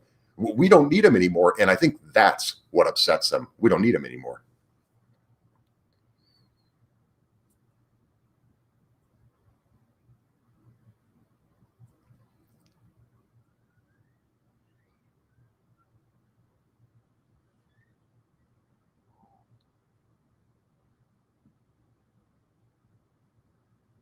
Oops, I left that off. So I got to go back now and just repeat what I briefly said, which is, here's Michigan again. We're looking at the southeastern part. You have Wayne County. North of that, you have Monroe and Macomb. And I focus on this because it matters. These coattail riders, Bill Kristol, all right, he was never a conservative. His daddy, Irvine, was a commie, okay? You have the Krauthammers, he's passed now, but not a conservative. He's claimed to have been converted by Ronald Reagan. The George Wills hated Ronald Reagan. Of course, once the Gipper was gone, that was the direction the party moved. So like Bill O'Reilly rightly said during an interview with him, he's a hack. These people, there were so many like him, they never really stood for what Reagan stood for. They just rode his coattails, Don. And that's true by the results of the vote. So the Reagan Democrats, they pursued in these areas I just mentioned, the aforementioned areas, for years and years and years and years. And what happened? Barack Obama carried Macomb County. Barack Obama did well in Monroe, right? Could never break through the ghost of Reagan, right? Because they didn't stand for what Reagan stood for. And these workers really didn't ever align with what they were portraying was modern conservatism. And now here comes Donald Trump, a pro-worker, pro-America First, whatever you want to say. And look at this map. Folks, I don't even think 4 or more years ago I would ever, or not even 2 or more years ago, I would ever be saying, look, Michigan is R+3. Just that alone blows my mind, Don. Just that alone blows my mind. Yep. And I just, like you said, they write books. They have nothing to show for this disruption. And at this point, the cynic in me says, maybe that's all they're really doing here. Of course, they do want that power back. Don't give me some ideological disagreement, Paul Ryan, as Trump isn't thoroughly or sufficiently conservative for him. He was the most conservative president, more conservative in many respects than Ronald Reagan was, and that's just a fact, all right? Ronald Reagan caved on a bunch of things that modern conservatives would not be very happy over. Immigration, guns, taxes, you name it. There were several concessions that Donald Trump did not make. He stood firm. And I guess really the bottom line here is, Don, results matter, right? And it was never anything to do with character. Remember that report we did on Paul Ryan, TPP? They were trying to make it about some ideological disagreement over trade. We went through Paul Ryan's funding and his benefactors, and we basically cross-referenced it with money spent on getting TPP through, and hundreds of millions, if not $1 billion, depending on how you want to count it, these people spent, who also supported Paul Ryan and got Paul Ryan where he was. You're telling me that had nothing to do with it, Don? Yeah. Nothing to do with it at all? They just forget about that money? Yeah. Well, I made the comment earlier, and so let me kind of correct myself on this. I made the comment that these people, all the ones we're talking about right now, that they don't like the Republican Party, they don't like the Republican voters, they have a disdain for them. So it became personal to these guys when Donald Trump won, right? Because you had the establishment wasn't strong enough. The RNC itself was not strong enough at the time to stop him. There was nothing they could do. They didn't have the infrastructure at the time. They didn't have the money. They didn't have anything. Donald Trump rebuilt the RNC. Sean Spicer will tell you that. A lot of people will tell you that we're on the inside of this whole thing.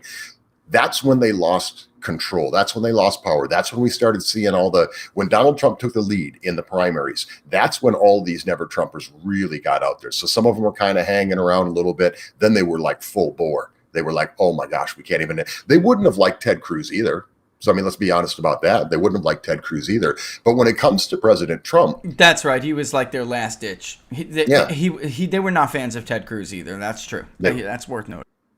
Yep. So Donald Trump, there's probably a lot of people watching right now that would go along with this, because I had a few concerns so he's the guy now, he's running, and of course I'm all in. I want him to beat Hillary and want him to win, and I've got some excitement about what he's doing, but I wasn't fully convinced that he was a conservative, or to this day, I guess I can't say I'm 100% convinced that he's a full-blown conservative, but he presided, his administration was the most, in accomplishments, conservative ever, even more so than Ronald Reagan. I mean, Ronald Reagan did some liberal things, some tax raises. I mean, he did some different things that I didn't totally agree with, even though he was a conservative. But I was a little worried. Is Donald Trump going to be a conservative president? Is he going to do things that are conservative? And he did. And that, I think, makes him even madder. I think these guys are not, these are not conservative people. They don't go along with the same things. Look at on all the other news channels, and they bring on so here we watch like Juan Williams and, Marie Harf comes on, and you got Jessica Karloff, and you got all these people are hardcore liberals. Look, go to CNN, go to whatever. They just got rid of Rick Santorum. Last one probably that they have, but they've got Anna Navarro, they've got Joe Scarborough. There's not a conservative bone in these people's body. There isn't a single view that they hold that is conservative or Republican, yet they call themselves that. And that way they get on the air, and that way they bring them on and they say, well, here, let's talk to a conservative. You're not talking to a conservative. That's what I always hated about John McCain, because he couldn't wait to get on CNN and be the reasonable Republican. Yep. Well, he was the reason. Even John McCain, who's a hardcore conservative, thinks, nah, he's not a hardcore conservative, or he wouldn't be on with you right now. So, Trump did a great job, and he did a lot of really conservative things, and this really bothers those guys, and he was able to get these things done, and so they're going to hate him forever. And 20 years from now, they'll be bringing this up in presidential debates. What about Trump? And, they are never going to let go of this orange man bad thing. Yeah, and Mr. Morality War Hero, he couldn't wait to get on and bash his base, bash his voters, bash the people he claimed to represent. But then every time he got a tough primary, he lied through his teeth. I'm going to repeal Obamacare. Guys, he ran entire ads against Kelly Ward to get rid of her with this. Immigration and healthcare. The lies he told on those two issues, you cannot be a good person and lie that flagrantly. You cannot be a good person. So, keep the morality crap out of this. It's about policy. Show me a righteous politician, Don. Let me get into this, because you're bringing up a really great point that I think gets overlooked a lot, and it gets very little discussion, even at the time, but especially now it gets no discussion. So let's discuss it. We're going to repeal and replace, right? Repeal and replace. We heard that for how long? From everybody. And they never did. They made no attempt 7 to do years, that. my friend. 7-year long promise. When they were finally given an opportunity, a president that was going to do it, let's repeal this thing. They had nothing, not a single plan, the only thing they ever really talked about was across state lines, which, was a great idea, but they just, they didn't seem serious about it, but they promised us over and over again. And I will point out Paul Ryan specifically, because he was the head of that whole thing. Repeal and replace, repeal. You could throw Lindsey Graham in on that too. You could throw John McCain in on that too. All those same players. And they promised us over and over again. What did that do to voter enthusiasm? What did that do for the killed left? it. You remember. Yeah. It killed it. What did that was the issue that sank their enthusiasm. It was. Exactly. And what did the left do? This was a huge boom. They could beat us over the head with that over and over again, and rightfully so. They were right. So that did a lot of damage to the party, was the repeal and replace thing, when they had no intentions of doing it, and they had nothing to replace it with anyway. before we do our first question, you got one teed up. I just want to say, wrap that up with John McCain and Paul Ryan lost the House of Representatives. I mean, that is without a doubt. If you speak to any of those who were defeated, the Sessions of the world, not Jeff Sessions, the Sessions of the world, in Minnesota, everywhere, they will tell you that you can't argue against a hypothetical. And when Democrats latched on to pre-existing conditions, protection for pre-existing conditions, we pulled it. You know, Laura, healthcare was by and far the number one issue, and you had two people. One who thought that Republicans were going to take away protections for pre-existing conditions, and you had two pissed off Republicans who realized they had been lied to for 7 years. And that was a horrible combination. So it was without a doubt the case that John McCain and Paul Ryan lost the House of Representatives. And Donald J. Trump is the only one who not only saved the Senate, but added 2 damn seats, the most since anyone, since FDR. One more seat. If what's her name would have held on in Arizona, it would have been the most since. I mean, JFK. It would have been the most since FDR if she would have held on in Arizona. But you just have to settle for the most since 1962 for a first-term incumbent midterm. Yeah, they again, like I said, they would cut off parts of their manhood to have records like that. All right, bring in our first question. All right, Dark Vader 68. What do you guys think about the contract with Newt and Trump plan to do? I feel like we have spies in these here hills, and he would also like to know which side wins, the Paul Ryans or the Trump side? All right, Don, you want to take this first? Yeah, I want to take that second part, because that is the question. Which side wins? Is it the Paul Ryans or is it the Trump? So, and this is why it's going to be so tricky for every candidate that's running. The opportunity's there. I mean, this is a great time to be running in this midterm election. But what side wins? That's going to be that's going to determine it right there. And can they divide you? Can they take these candidates and put them in one camp or the other? That's going to be the real trick for everybody that's running. So my recommendation to anybody running that I'm not working with, and even the ones that I am working with, don't fall for it. Don't take the bait. You do not have to answer that question. You can defend President Trump and his record and everything he did. You don't have to throw him under the bus. And I would highly recommend you do not do that, because that'll be suicide right there. So I'll go back to like the next presidential run. I think Nikki Haley will be one of those. And I see her just flopping on both sides. She'll go from one interview and say, well, I really supported and I liked this. And then she'll go to the next one going, yeah, I didn't like his tweets and I didn't. Don't do that. Because if you do that, that's what's going to divide this party. And then it absolutely 100% comes down to which faction wins. Is it the Ryan faction or is it the Trump faction? And we don't need to put ourselves in that position. There's no reason to do it.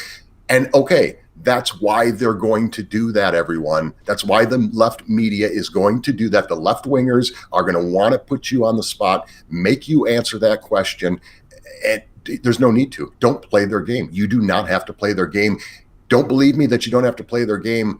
President Donald J. Trump. He didn't play their game. He ran the game. Wow, that was a great answer. I will add this with Newt. I don't know yet, but I will say this. I do know that Newt had been very, very disenfranchised, disgruntled even, with some people that he had known for years who...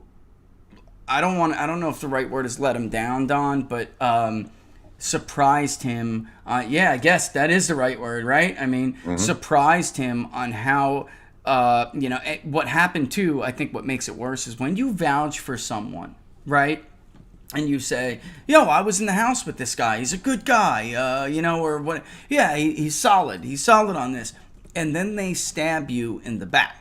That's a problem, it's harder to get over, and it tends to make people more angry than they might be when it was just a matter of disagreement. Maybe now it's personal, and I don't know yet. I mean, I don't think Newt is an ever-evolving character. He really is. Bob Mueller's a great guy. Remember that? I have full faith in Bob Mueller. But Newt is not afraid to say when he was wrong. Yes. You know what I'm saying? I think that is important because it shows personal growth. Character. The ability to grow. You know what?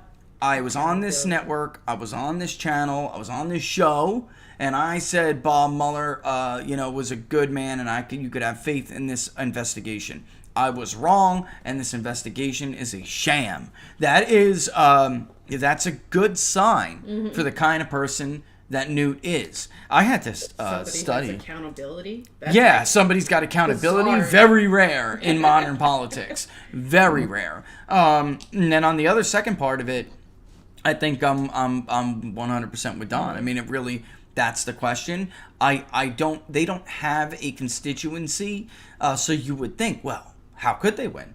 They have no voters, but they have other things. They have the media helping them. They have a lot of money from Wall Street, from K Street. Look at all the money that Lincoln Project ran, right? Racked up and then spent. Probably still is. It. Yeah, as a matter of fact, I can't believe they're still a thing, but they are. That goes to show you everything you need to know, Don, right? They should be expelled from this business for a period. And they weren't effective. If you look at their record, they were abysmal. But that doesn't mean they can't be effective without somebody like Trump on that ballot. And that, I think, helped quite a bit in 2020.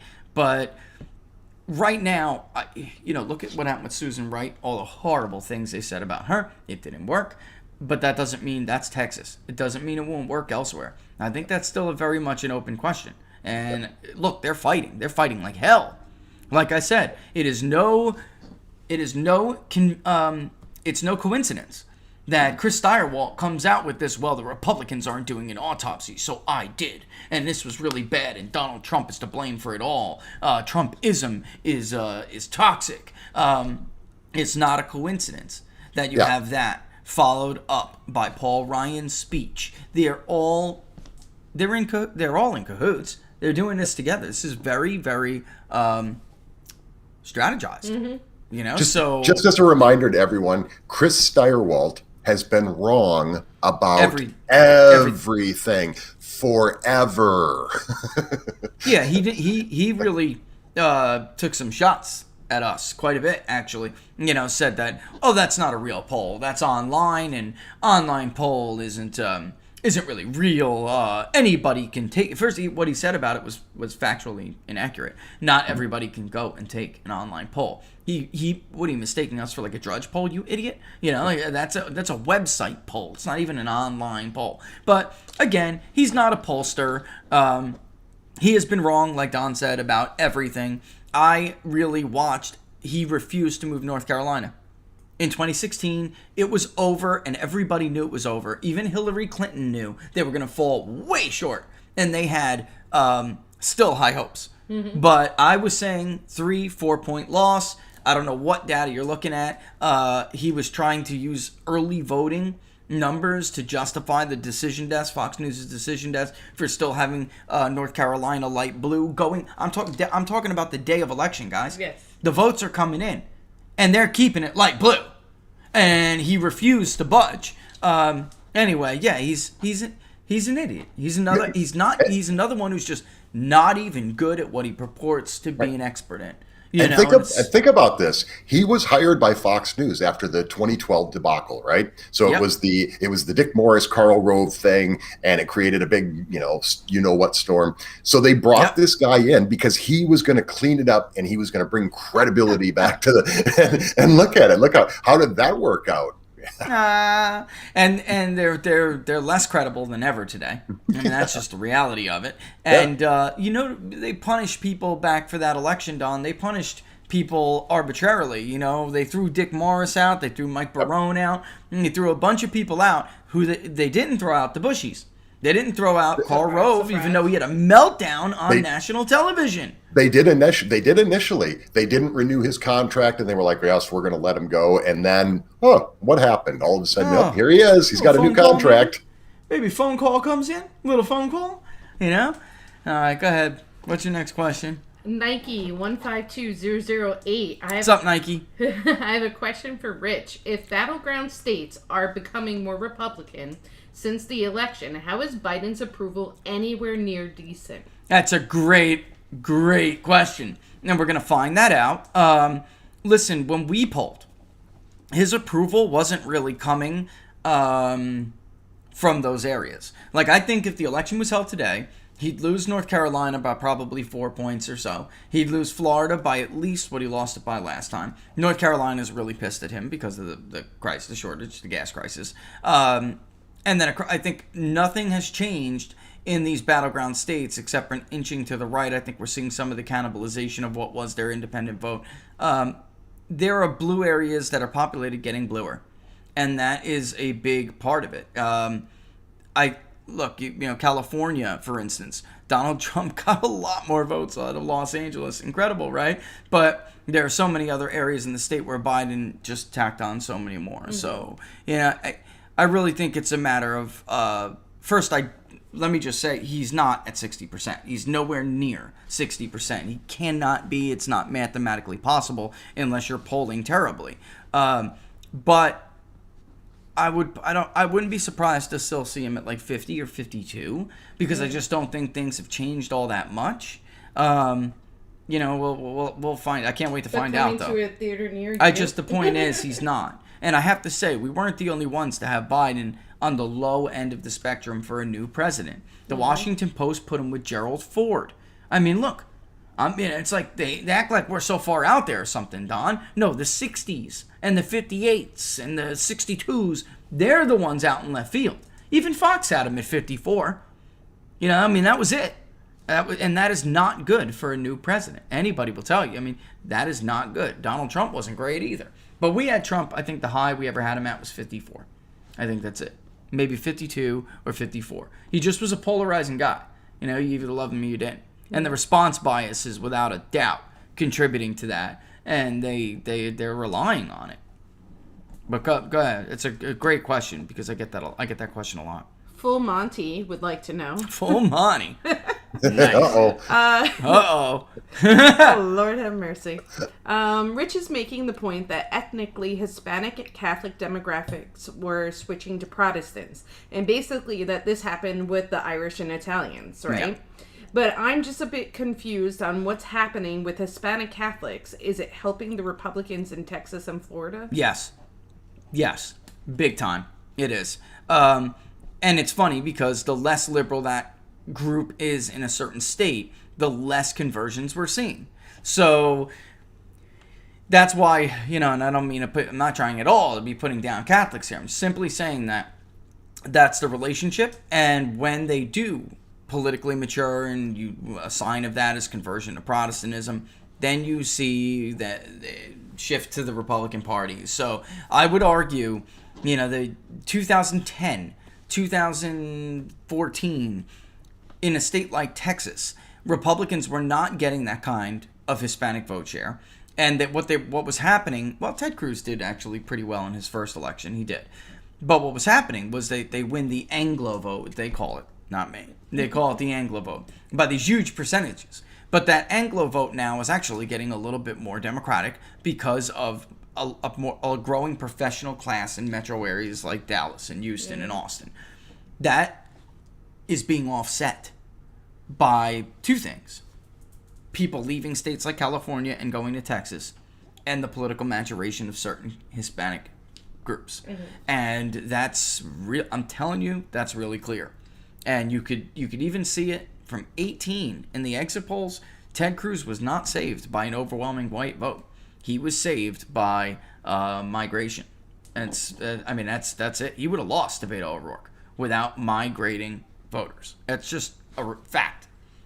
And then in 2020, Donald Trump did much better with white voters than people said he was going to do in that state. But working Mexicans denied Joe Biden in that state.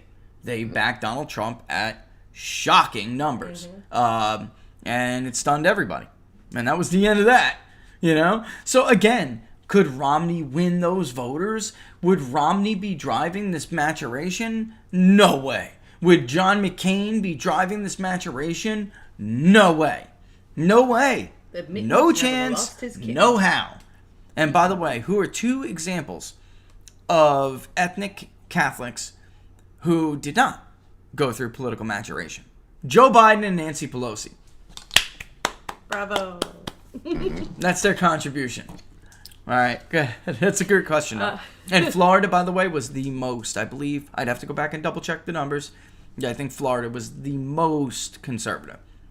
Like because it's funny, Don, the percentage that tells us they're conservative, that's what the relationship is with conversions. So if it's 68% in Florida, expect a higher conversion rate. In Florida and Texas, far higher percentages of those who said they were conservative than California.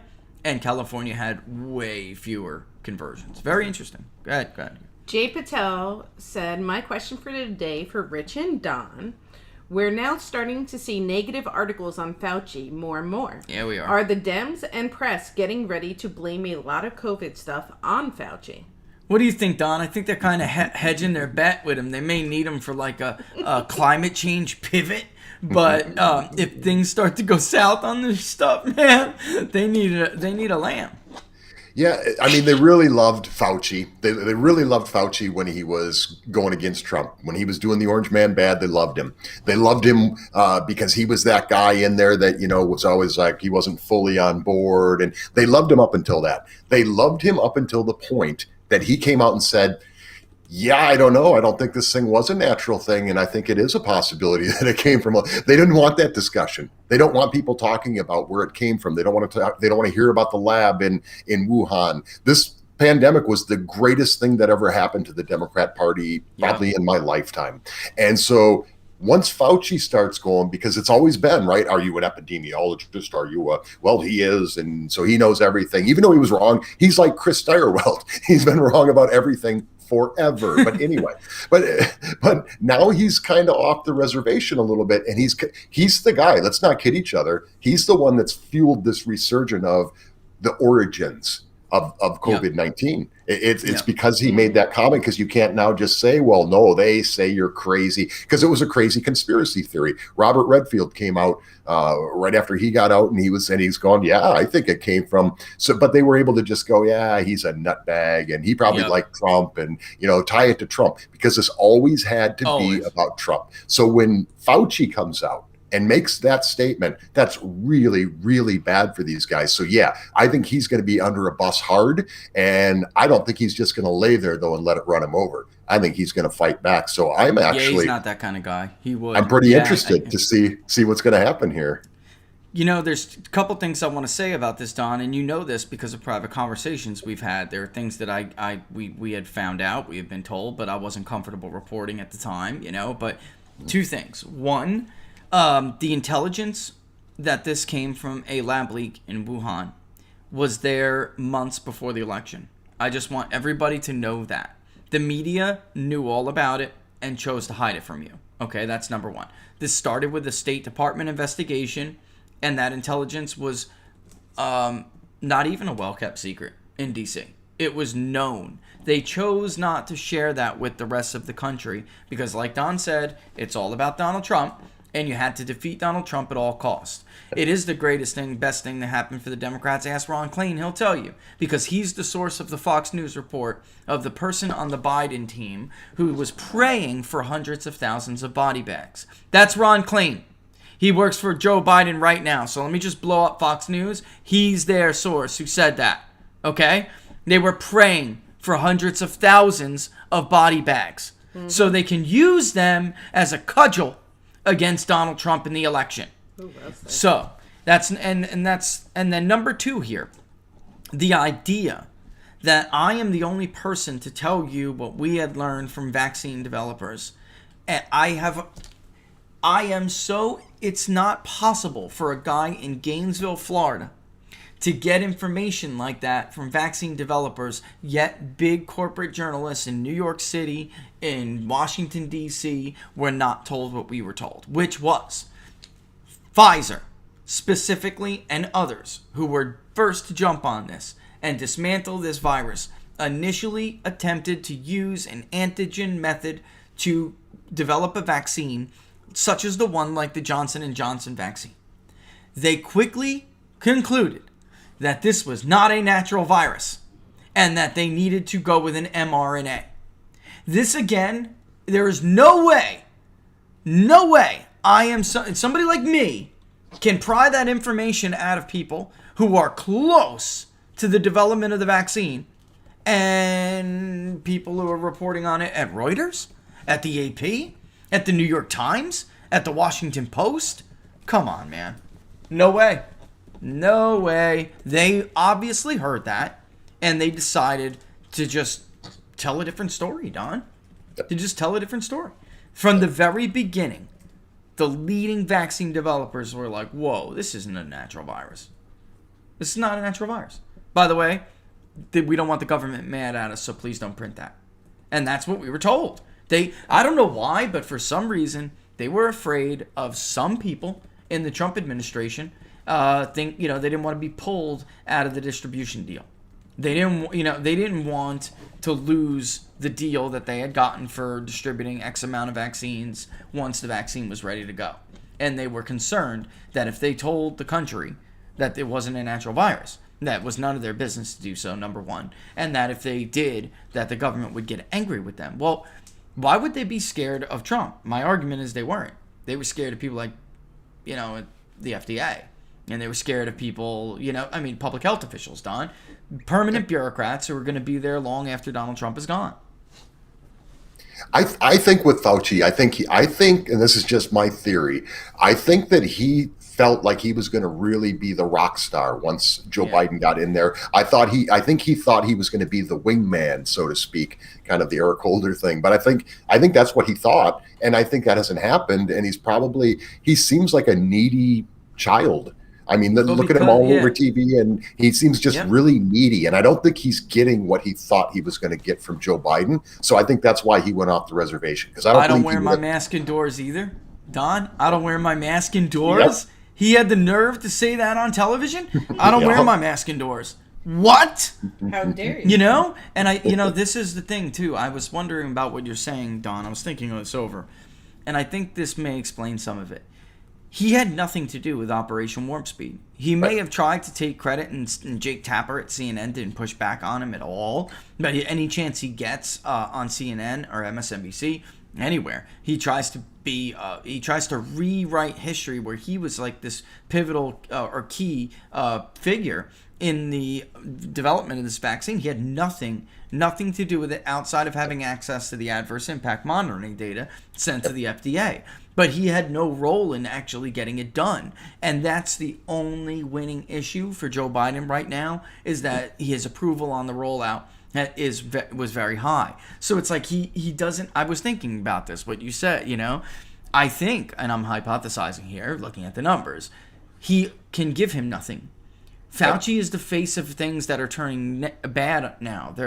I told everybody, don't read the polls now, and learn how to read them, what they're going to look like a year from now, 6 months from now. And the lockdowns are Fauci's. The mass flip-flops are Fauci's. Now we have this study that showed exactly what I told everybody in April. The data just simply does not support mass mandates. There is no state, no nation, no province, no nothing where the correlation between the mass mandate and universal use, led to a reduction in infections. It does not exist. So here, Fauci has no political winner, where he's got all of the political losers associated with him. And the one thing, Trump's vaccine rollout, is the one thing he criticized constantly and had nothing to do with. So he's not even an asset to Biden anymore. Think about it, Don. Not only did he have nothing to do with the rollout of the vaccine, just think about this for a minute, everybody. So pre-election, because we were getting really close to the vaccine, and President Trump was pushing that, as he should have. It's a great issue, and it kind of overrode all the negativity that was swirling around. But all these people, Fauci, Joe Biden, Kamala Harris, and then all the experts. I say Biden and Harris, but just look at the experts, specifically Dr. Fauci. When were the shots going to be going into people's arms, which is a horrible term, but that's what they use. He said they would need a miracle to have something by the end of the year. But they said that on any kind of a scale that was measurable, it wouldn't be until July, the middle of July. Here we are. That's still 6 weeks away. And what's the percentage of people that are already vaccinated? So they can try to knock it down. At the end of the day, Biden might be looking good in the polls and the popularity and the approval numbers and all those things now. But at the end of the day, when all this gets stripped apart, he's going to look horrible. He's going to. Yeah, they talk about vaccine hesitancy. Okay, who started that? Yep. Joe Biden, Kamala Harris. Kamala Harris. Yep. It's the same. It's the same vaccine. Everybody. It's not like when Biden was inaugurated, they came out with a new vaccine and got rid of all the other ones. It's the same one. So the one we weren't supposed to trust because Orange Man bad, it's the same one. So if there's any fair reading of history whatsoever, Donald Trump is going to be the president with magic wands and who can deliver miracles. He needed magic wands for this. He needed a miracle for that. Yep. Well, he can perform miracles, and he had a magic wand in his back pocket the entire time. I mean, this is if there's any fair reading of history whatsoever. I mean, if there's an ideologue reading of it, then there's always just going to be that way. But yeah. Let's bring a new, go ahead, hit us. Robert Garza would like Hello, Robert. How are you today? Thank you for joining us. Is Rich going to talk about Jenner torpedoing, oh my God, destroying his own campaign so early? And can you ask Rich to talk about Nunez slimming margins? His gap with his Democratic opponent keeps shrinking every election cycle. Yeah. Is California 22 in danger? Yeah, eventually it could be and probably will be. This is why Republicans need to get a different game plan, especially with the census changing. They spent a ton of money on beating Nunez, and a lot of this has to do with such disparate fundraising numbers. It's not even funny. But that's Democrats. They're much more willing to open their wallets and take these chances. They are much more willing, like we were talking about Matt Brainerd last week, much more willing to say, and this is worth the effort and time.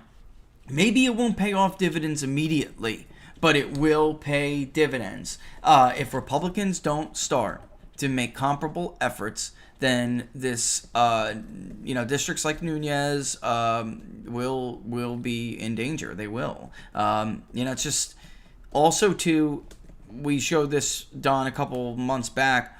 His area was greatly impacted by some of those charts that we put up. There, people are just leaving, and they're just like, look, I don't want to be in this state anymore. It's not worth it anymore. So sorry, I'm going to Texas. And Nunez can't rely on that, working class vote the way he used to be able to vote. They're leaving. So the country club Republicans are just not going to be enough. They're just not. It's the reality. Mm-hmm. But go ahead, why don't you kick up, get a few more here. All right. Let's see. Ryu. Oh, 1 second, real quick. Ryu, by the way, if it's spelled like the fighters from Street Fighter, it's Ryu. Yeah, it's in Japanese it would actually be pronounced Ryu. Don, did you get your supporters to you should I was thinking, and I should have told you this before the damn show, but you should have maybe just start a chat on your locals page where they can ask questions and then you could read them. I was thinking of a way to do that. I don't know how else they would be able to do it. He would have to be on his locals page. That's what I'm saying. That's what I mean. To read them. That's what I mean. Yeah, that's what I'm talking about. That'd be cool. I know that's what you're talking about. All right, about. but go ahead. It's just a thought. I wanted to get it out. Yep. Ryu, what do you think about Major Williams, and what do you think his chances are to win governor of California? This is the second person who's asked me about Major Williams now, Don. Kimberly asked you on the locals thing. Kimberly asked me on a Zoom meetup. Are you familiar at all with Major? He's a military guy. He is African American, I believe, correct, and he is running for governor in California. The problem I have, and you and I have spoken a lot about this, California is such a Democratic lean, and you have such low name recognition for some of these people. You need something beyond the typical, two things.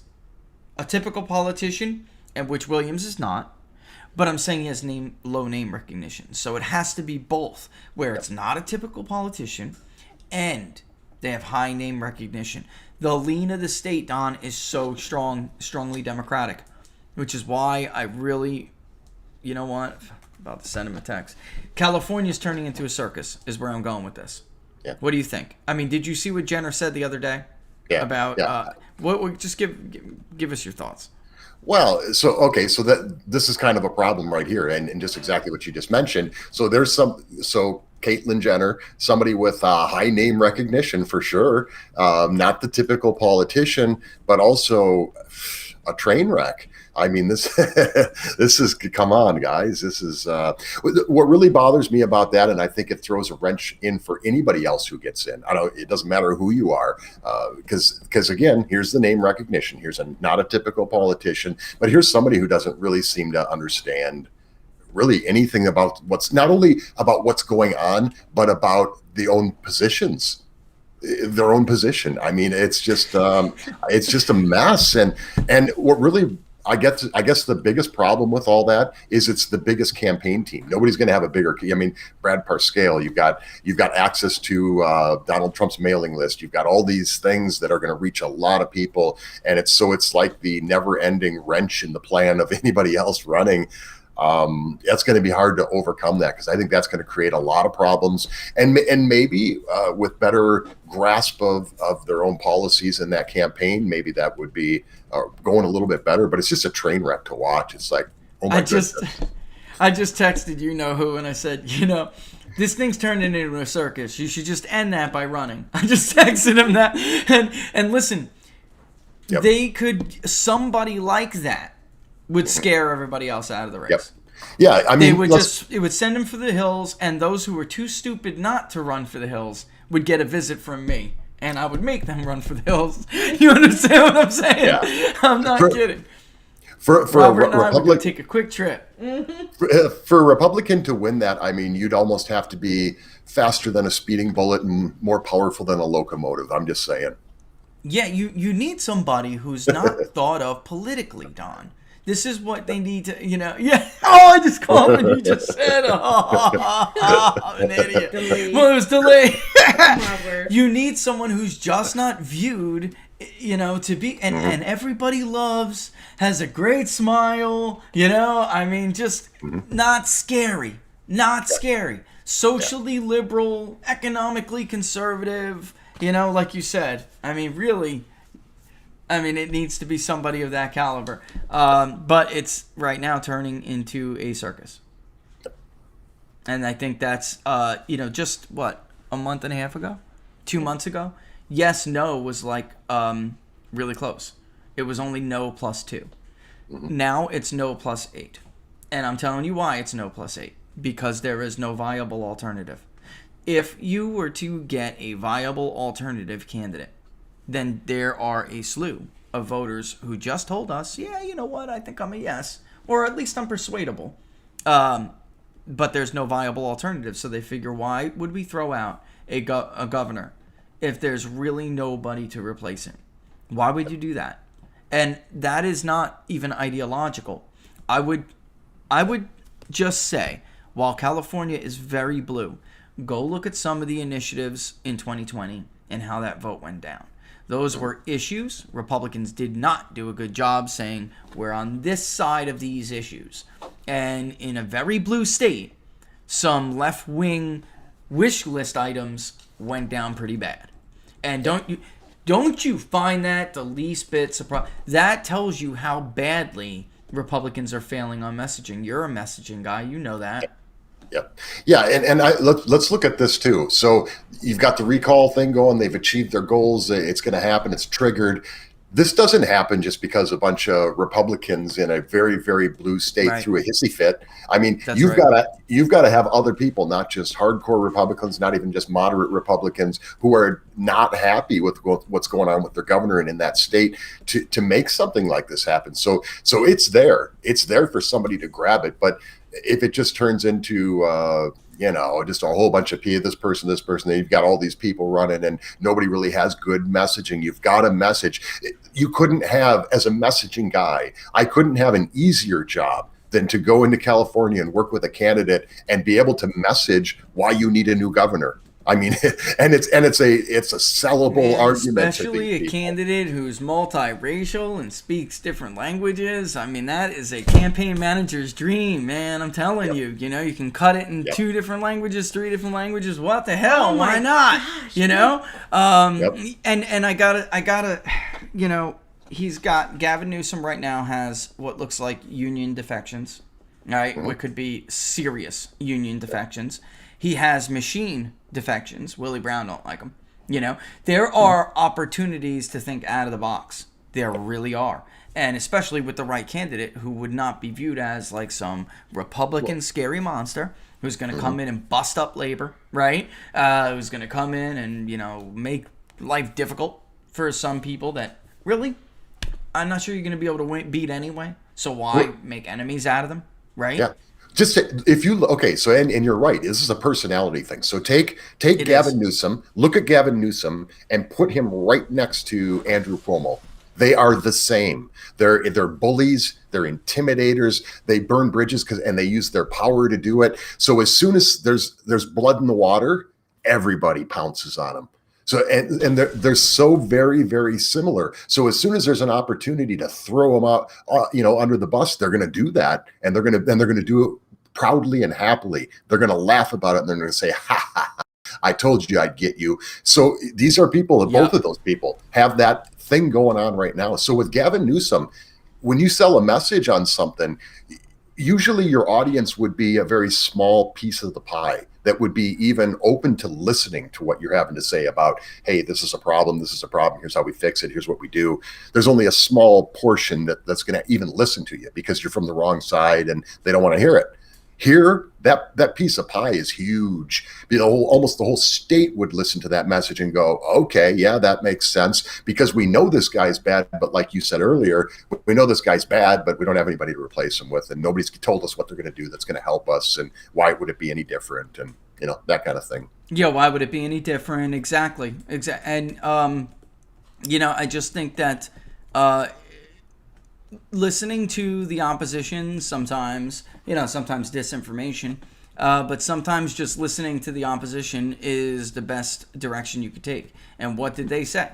The LA Times, the Sacramento Bee, right? Or whatever it's called over there. They were not afraid of any of these people.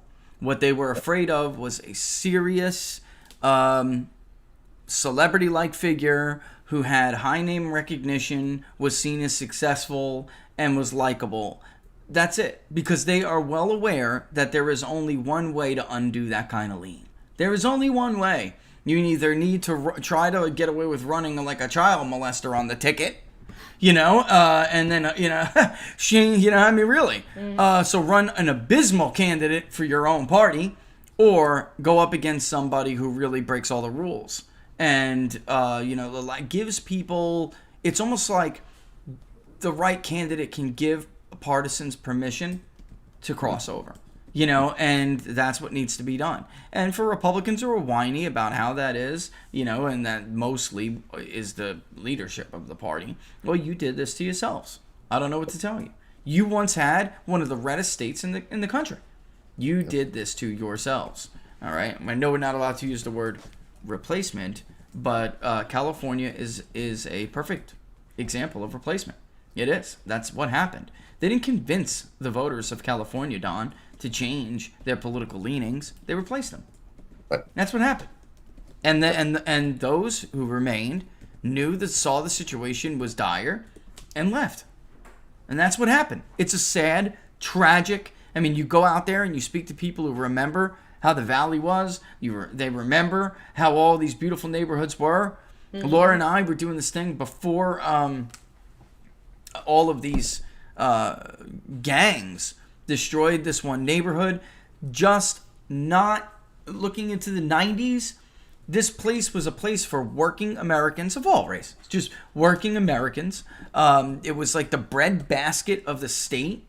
There were multiple factories where it doesn't matter if you don't have a job. You need some work, you will find one of these factories who will take you until you find a different job. I mean, that is the way this neighborhood was. Now it's a gang cesspool. The factories are gone. It's just tragic. It's tragic. You can't walk down the street without stepping on a needle. I mean, it is the worst possible kind of policy failure that you can think of.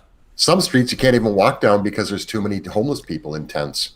It was an execution. This couple accidentally turned down the street on their way home, got lost, accidentally turned down, and they killed the whole family. That's what's actually sparked our interest in that. I didn't even realize the change over time of this neighborhood. What sparked my interest was a story nobody wanted to pay attention to of this family with a child. This mother and father, they went down the wrong damn street, Don. And they just shot first and asked questions last. And it was a wall of bullets because they were estimate nobody really not nobody, but everyone didn't get caught. And it was what sounds like 5 different gunmen just were, a posse, or not a posse, but a crew, a crew actually is what city was it? This is in LA. And it's just tragic. I was just going to say, just kind of a little story here. We were watching the news the other night, and they were showing the homeless problem that has now taken over Venice Beach. Venice Beach, beautiful area. We watch this thing called $1 Million House Hunters. So these people go and they get these really nice houses, and they're all in California. I think every episode is in California. But we're watching. I know what you're talking about. We're watching this footage of this homeless thing, and it's like, that's the house. About a couple months ago, we watched an episode, and it was on Venice Beach, and it was this house, probably a $5 million house, and it was right on the beach. There's a street that runs in front, but it's not open to traffic, so people just walk up and down it, and there's all the shops, and the beach is right there. So it's like looking right out over the beach. It was a gorgeous house, and it was in that shot, and the homeless people were all around it. And when we were watching it, it was like you sit out on the porch, so you're on the lower level, and you're like right down on street level. And it was a 3-story home, and you were looking out, and it was just a gorgeous view. But it was in that actual news footage shot. It's like that was that house.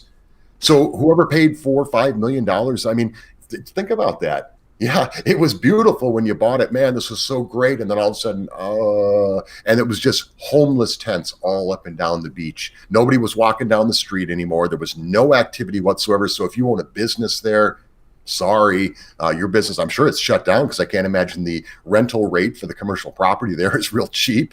But nobody on the beach, nobody anything, needles everywhere, and you know what else everywhere. And it was just like, how tragic is this? Wow. That's what I'm saying. You're not allowed to talk about it. You're either, attacking immigrants and replacements, racist, or you hate, you're cruel because you don't feel sorry for homeless people. It's a human tragedy story. All right. I mean, you are the one who doesn't care about people. You are the one. Look at what you've done to their lives. Yes. Back to the messaging thing. That's compassion. What it is today is compassion. You and me talking about it in like it's a bad thing, we're the bad people. The compassionate people are the people that have these people living like this, whether you're the homeless person in the tent with the needles, or you're the people that have to live around it. You're the bad people if you have a problem with it. So think about that from a messaging standpoint. It's insane, people. It's insane. Totally backward. Backward. All right, with that, Dawn, it's you got one more? Okay. Well, this is, I like to find the funniest question and end it with it. Okay. But wait, can I ask one quick question before that? It's simple. Spy the Liar would like to know, is Trump running in 2024? He's getting closer. All right. So, and then the fun question is, I have an opportunity in late June. Sorry, this is Adji Martin. I have an opportunity in late June at a political conference, which I will not name, to have some Q&A time with Nate Silver. If Rich could ask one public question to the poll reader, what would it be? I was thinking of asking him, why should anyone believe what your analysis is, you lying sack of crap? Yeah, I mean, look, you know what? I think, Don, I would probably, if it was me, I'd stick to a methodological question. I really would. Like, you know, why, you know, why is your pollster scorecard is like, you know, demonstrably, provably not mathematical at all, right? So you, but I wouldn't even, if it was me personally, or a journalist, somebody pays for this man to exist. Do you want to know what the direction I would really go after here? You can't be in a $6 million loss business annually. In the red. He's in the red, millions of dollars annually, and still exist unless somebody wants you to exist. You serve a purpose for somebody. And I would love an actual real journalist or somebody to start looking into that, because his record is abysmal. He's a fraud and a smear merchant. So you want to know who sponsors him. And just so, yeah, because, I mean, the fact of the matter is, this guy is no polling guru. If I brought him in the office, he wouldn't know the first thing about polling or what to do next. All right, that's number one. Number two, he isn't even a political guru. He was a failed sports analyst, guys. That is what he is. He was, and he didn't even do that well. So he had to leave that area of and come over to us. Why? Because in the realm of politics, there's always somebody could use you. There's always the opportunity, even though you're not good at what you do, that somebody can use you for something if they can build your story up and tell a story. And that's exactly what happened with Nate Silver in 2008. He was made into a guru based on an election that a 5-year-old could have forecasted. And then his story was greatly exaggerated. Greatly exaggerated. He hasn't been accurate since. If you look at, and we have, not just because a presidential election isn't who's going to win, so-and-so or so-and-so. That's not what he or I claim to do. It is who is going to win this state, what is the true range the results could fall between. And then if you look at Nate Silver, later on he started to do more of what we used to do, which is break them down individually, because states are individual races in a presidential election, or in a midterm you're looking at Senate races. He is wrong on an individual state level, even more than he's wrong on his overall forecast. It's you know what? One day I'm just gonna have to do a show with the actual record. If you were a school teacher, Don, and you graded him based on the E through, or A through F scale, which is what all of us remember. Now it's all different. There's E's and S's and stuff. But if you were to grade on the A through F, because an F is anything below a D, 60%, right? He is in the low D's with actual forecasting ability, whether or not he ended up in the range that he said he was going to. That the race was, it could be, Texas could be Biden +6 or Trump +2, right? And then you'll notice all of his misses are in one direction. He never forecast. That is not how true errors, as in life, statistical errors go both ways. There is no legitimate reason, Don, for a pollster to constantly miss in one direction. There is no legitimate reason for a forecaster to constantly miss in one direction, unless he's nothing but a glorified poll reader who is reading polls that always miss in one direction. You get it, guys? This isn't hard. All right, so that is all Nate Silver is. You don't need him. He's got a good PR team, and he's got a great web design team to make his graphics look really cool. His snake was totally wrong. The snake of states, completely wrong. I mean, he didn't even have the states in the right order. All right, and again, they seem to favor Joe Biden. So I would want to know, if I was him, Don, I'd want to know where his funding comes from. Who is paying for this man? Who is paying for this man? Please, make it a two-part question, and at the end, I want you to say, how come the People's Pundit, Rich Barris, is always right and you are wrong? And then take a picture especially of that since face. I'm not good enough for your little website. All right, and then honestly, what makes you an expert on polls when you're not even a pollster? Hell, you're not even a political statistician. You came from the sports industry, in which you did poorly at your job. So I don't know why he would even be seen as an expert in. That's like saying, Don, I'm not a mechanic. That's like saying I'm going to go ahead and rate mechanics. You know, like, I don't know who does a better job. Pet Boys, O'Reilly's, Keystone. Who the hell knows? Because I wouldn't know what a good job is. But I'll just rate them anyway because I feel like it. Get the hell out of here. Who's got the best Wagyu, Don? I'm not a butcher, you know? But I can know that one. Actually, buddy, that's actually more legitimate because we can eat it and taste it, right? Yep. But he doesn't even give accurate assessments of what he believes, right? So the Siena poll going into his election was the number one poll, and in fact, I don't think it's moved yet. Quinnipiac should be an F. Quinnipiac should be banned at this point, honestly, because of their wheeling and dealing on Capitol Hill, and they seem to move in whatever direction of whoever gives them most attention. Monmouth, all of them, all sham polls, they're A polls, right? And people who had done better jobs were not. And it's a shame that more university polls do not speak up because they all can't stand him.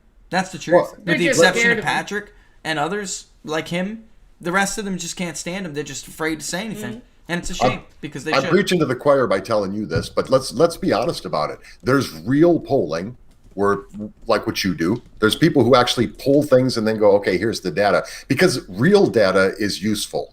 The rest of it's just propaganda. So there's real polling.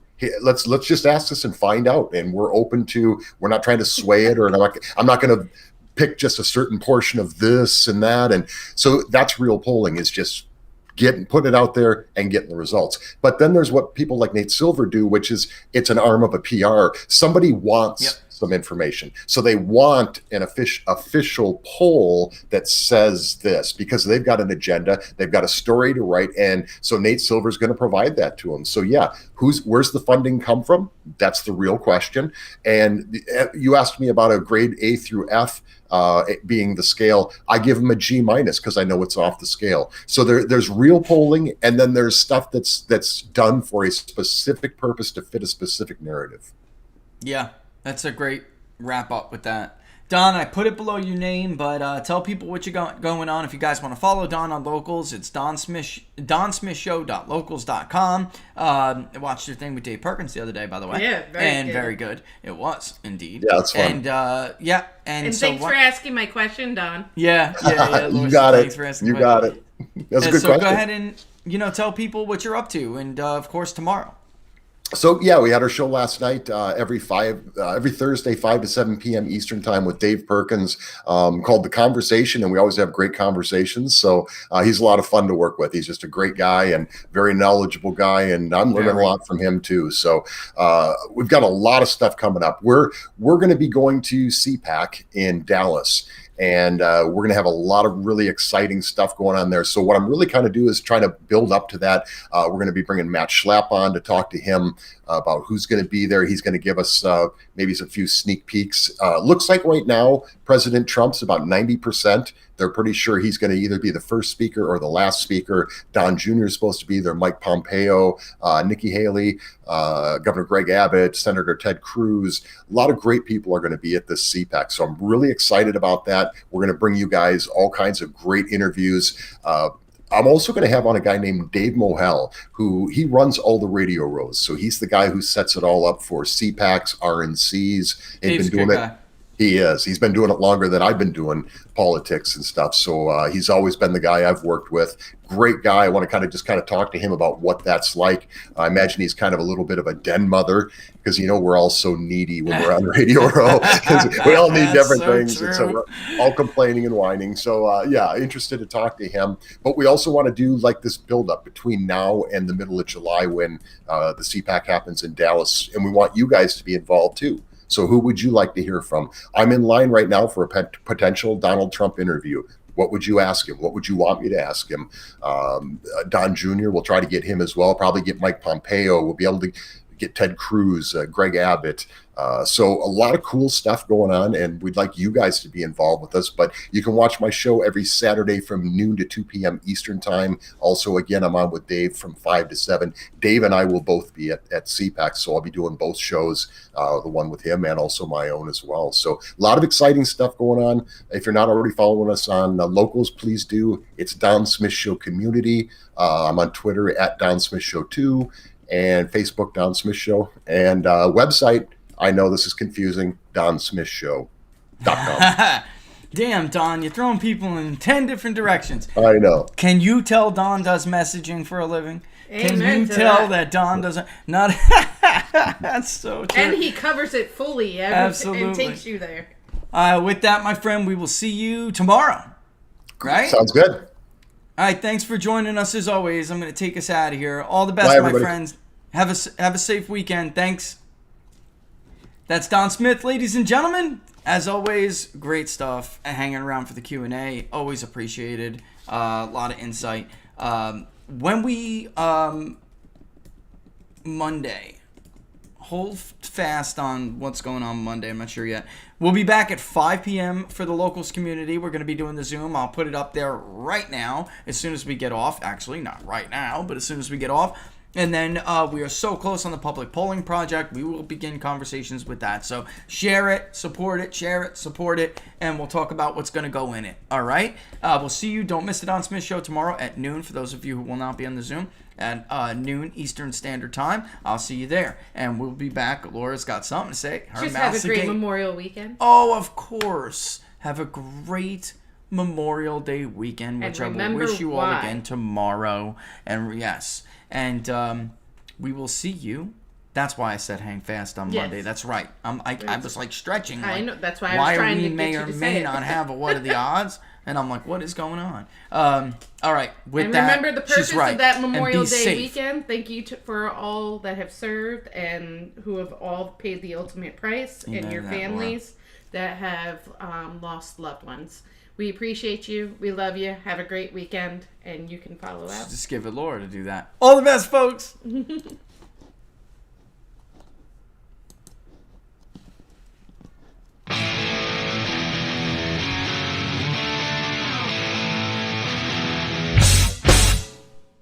How much you wanna bet that I can get you back inside your head before the summer ends and spread a little love.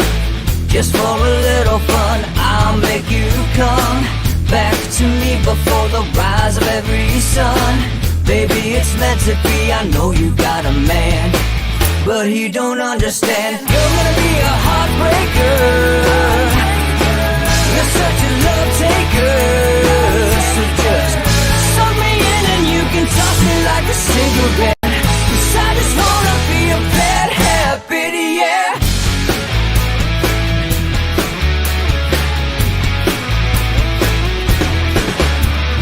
Rhythm in our love, it's impressive, excessive.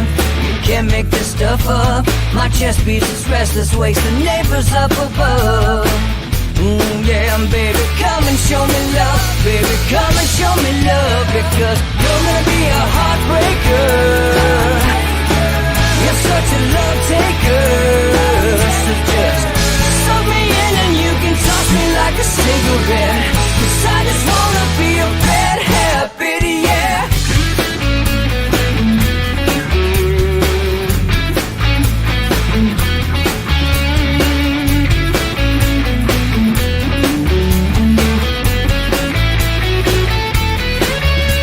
We can get on a plane and take a one-way ride, steal us away to find a place we can hide. It wouldn't take much to spear for overnight, to give in to the need and leave it all behind. 'Cause I know that you know that I know that you want me. You told me, now show me, come blow me away. 'Cause I know that you know that I know that you want me. You told me, now show me, come blow me away. You're gonna be a heartbreaker.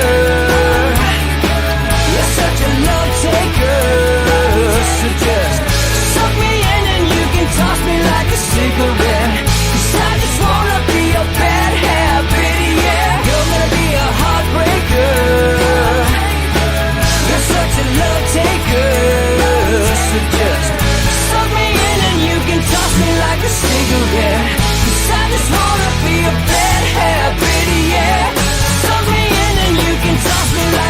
cigarette.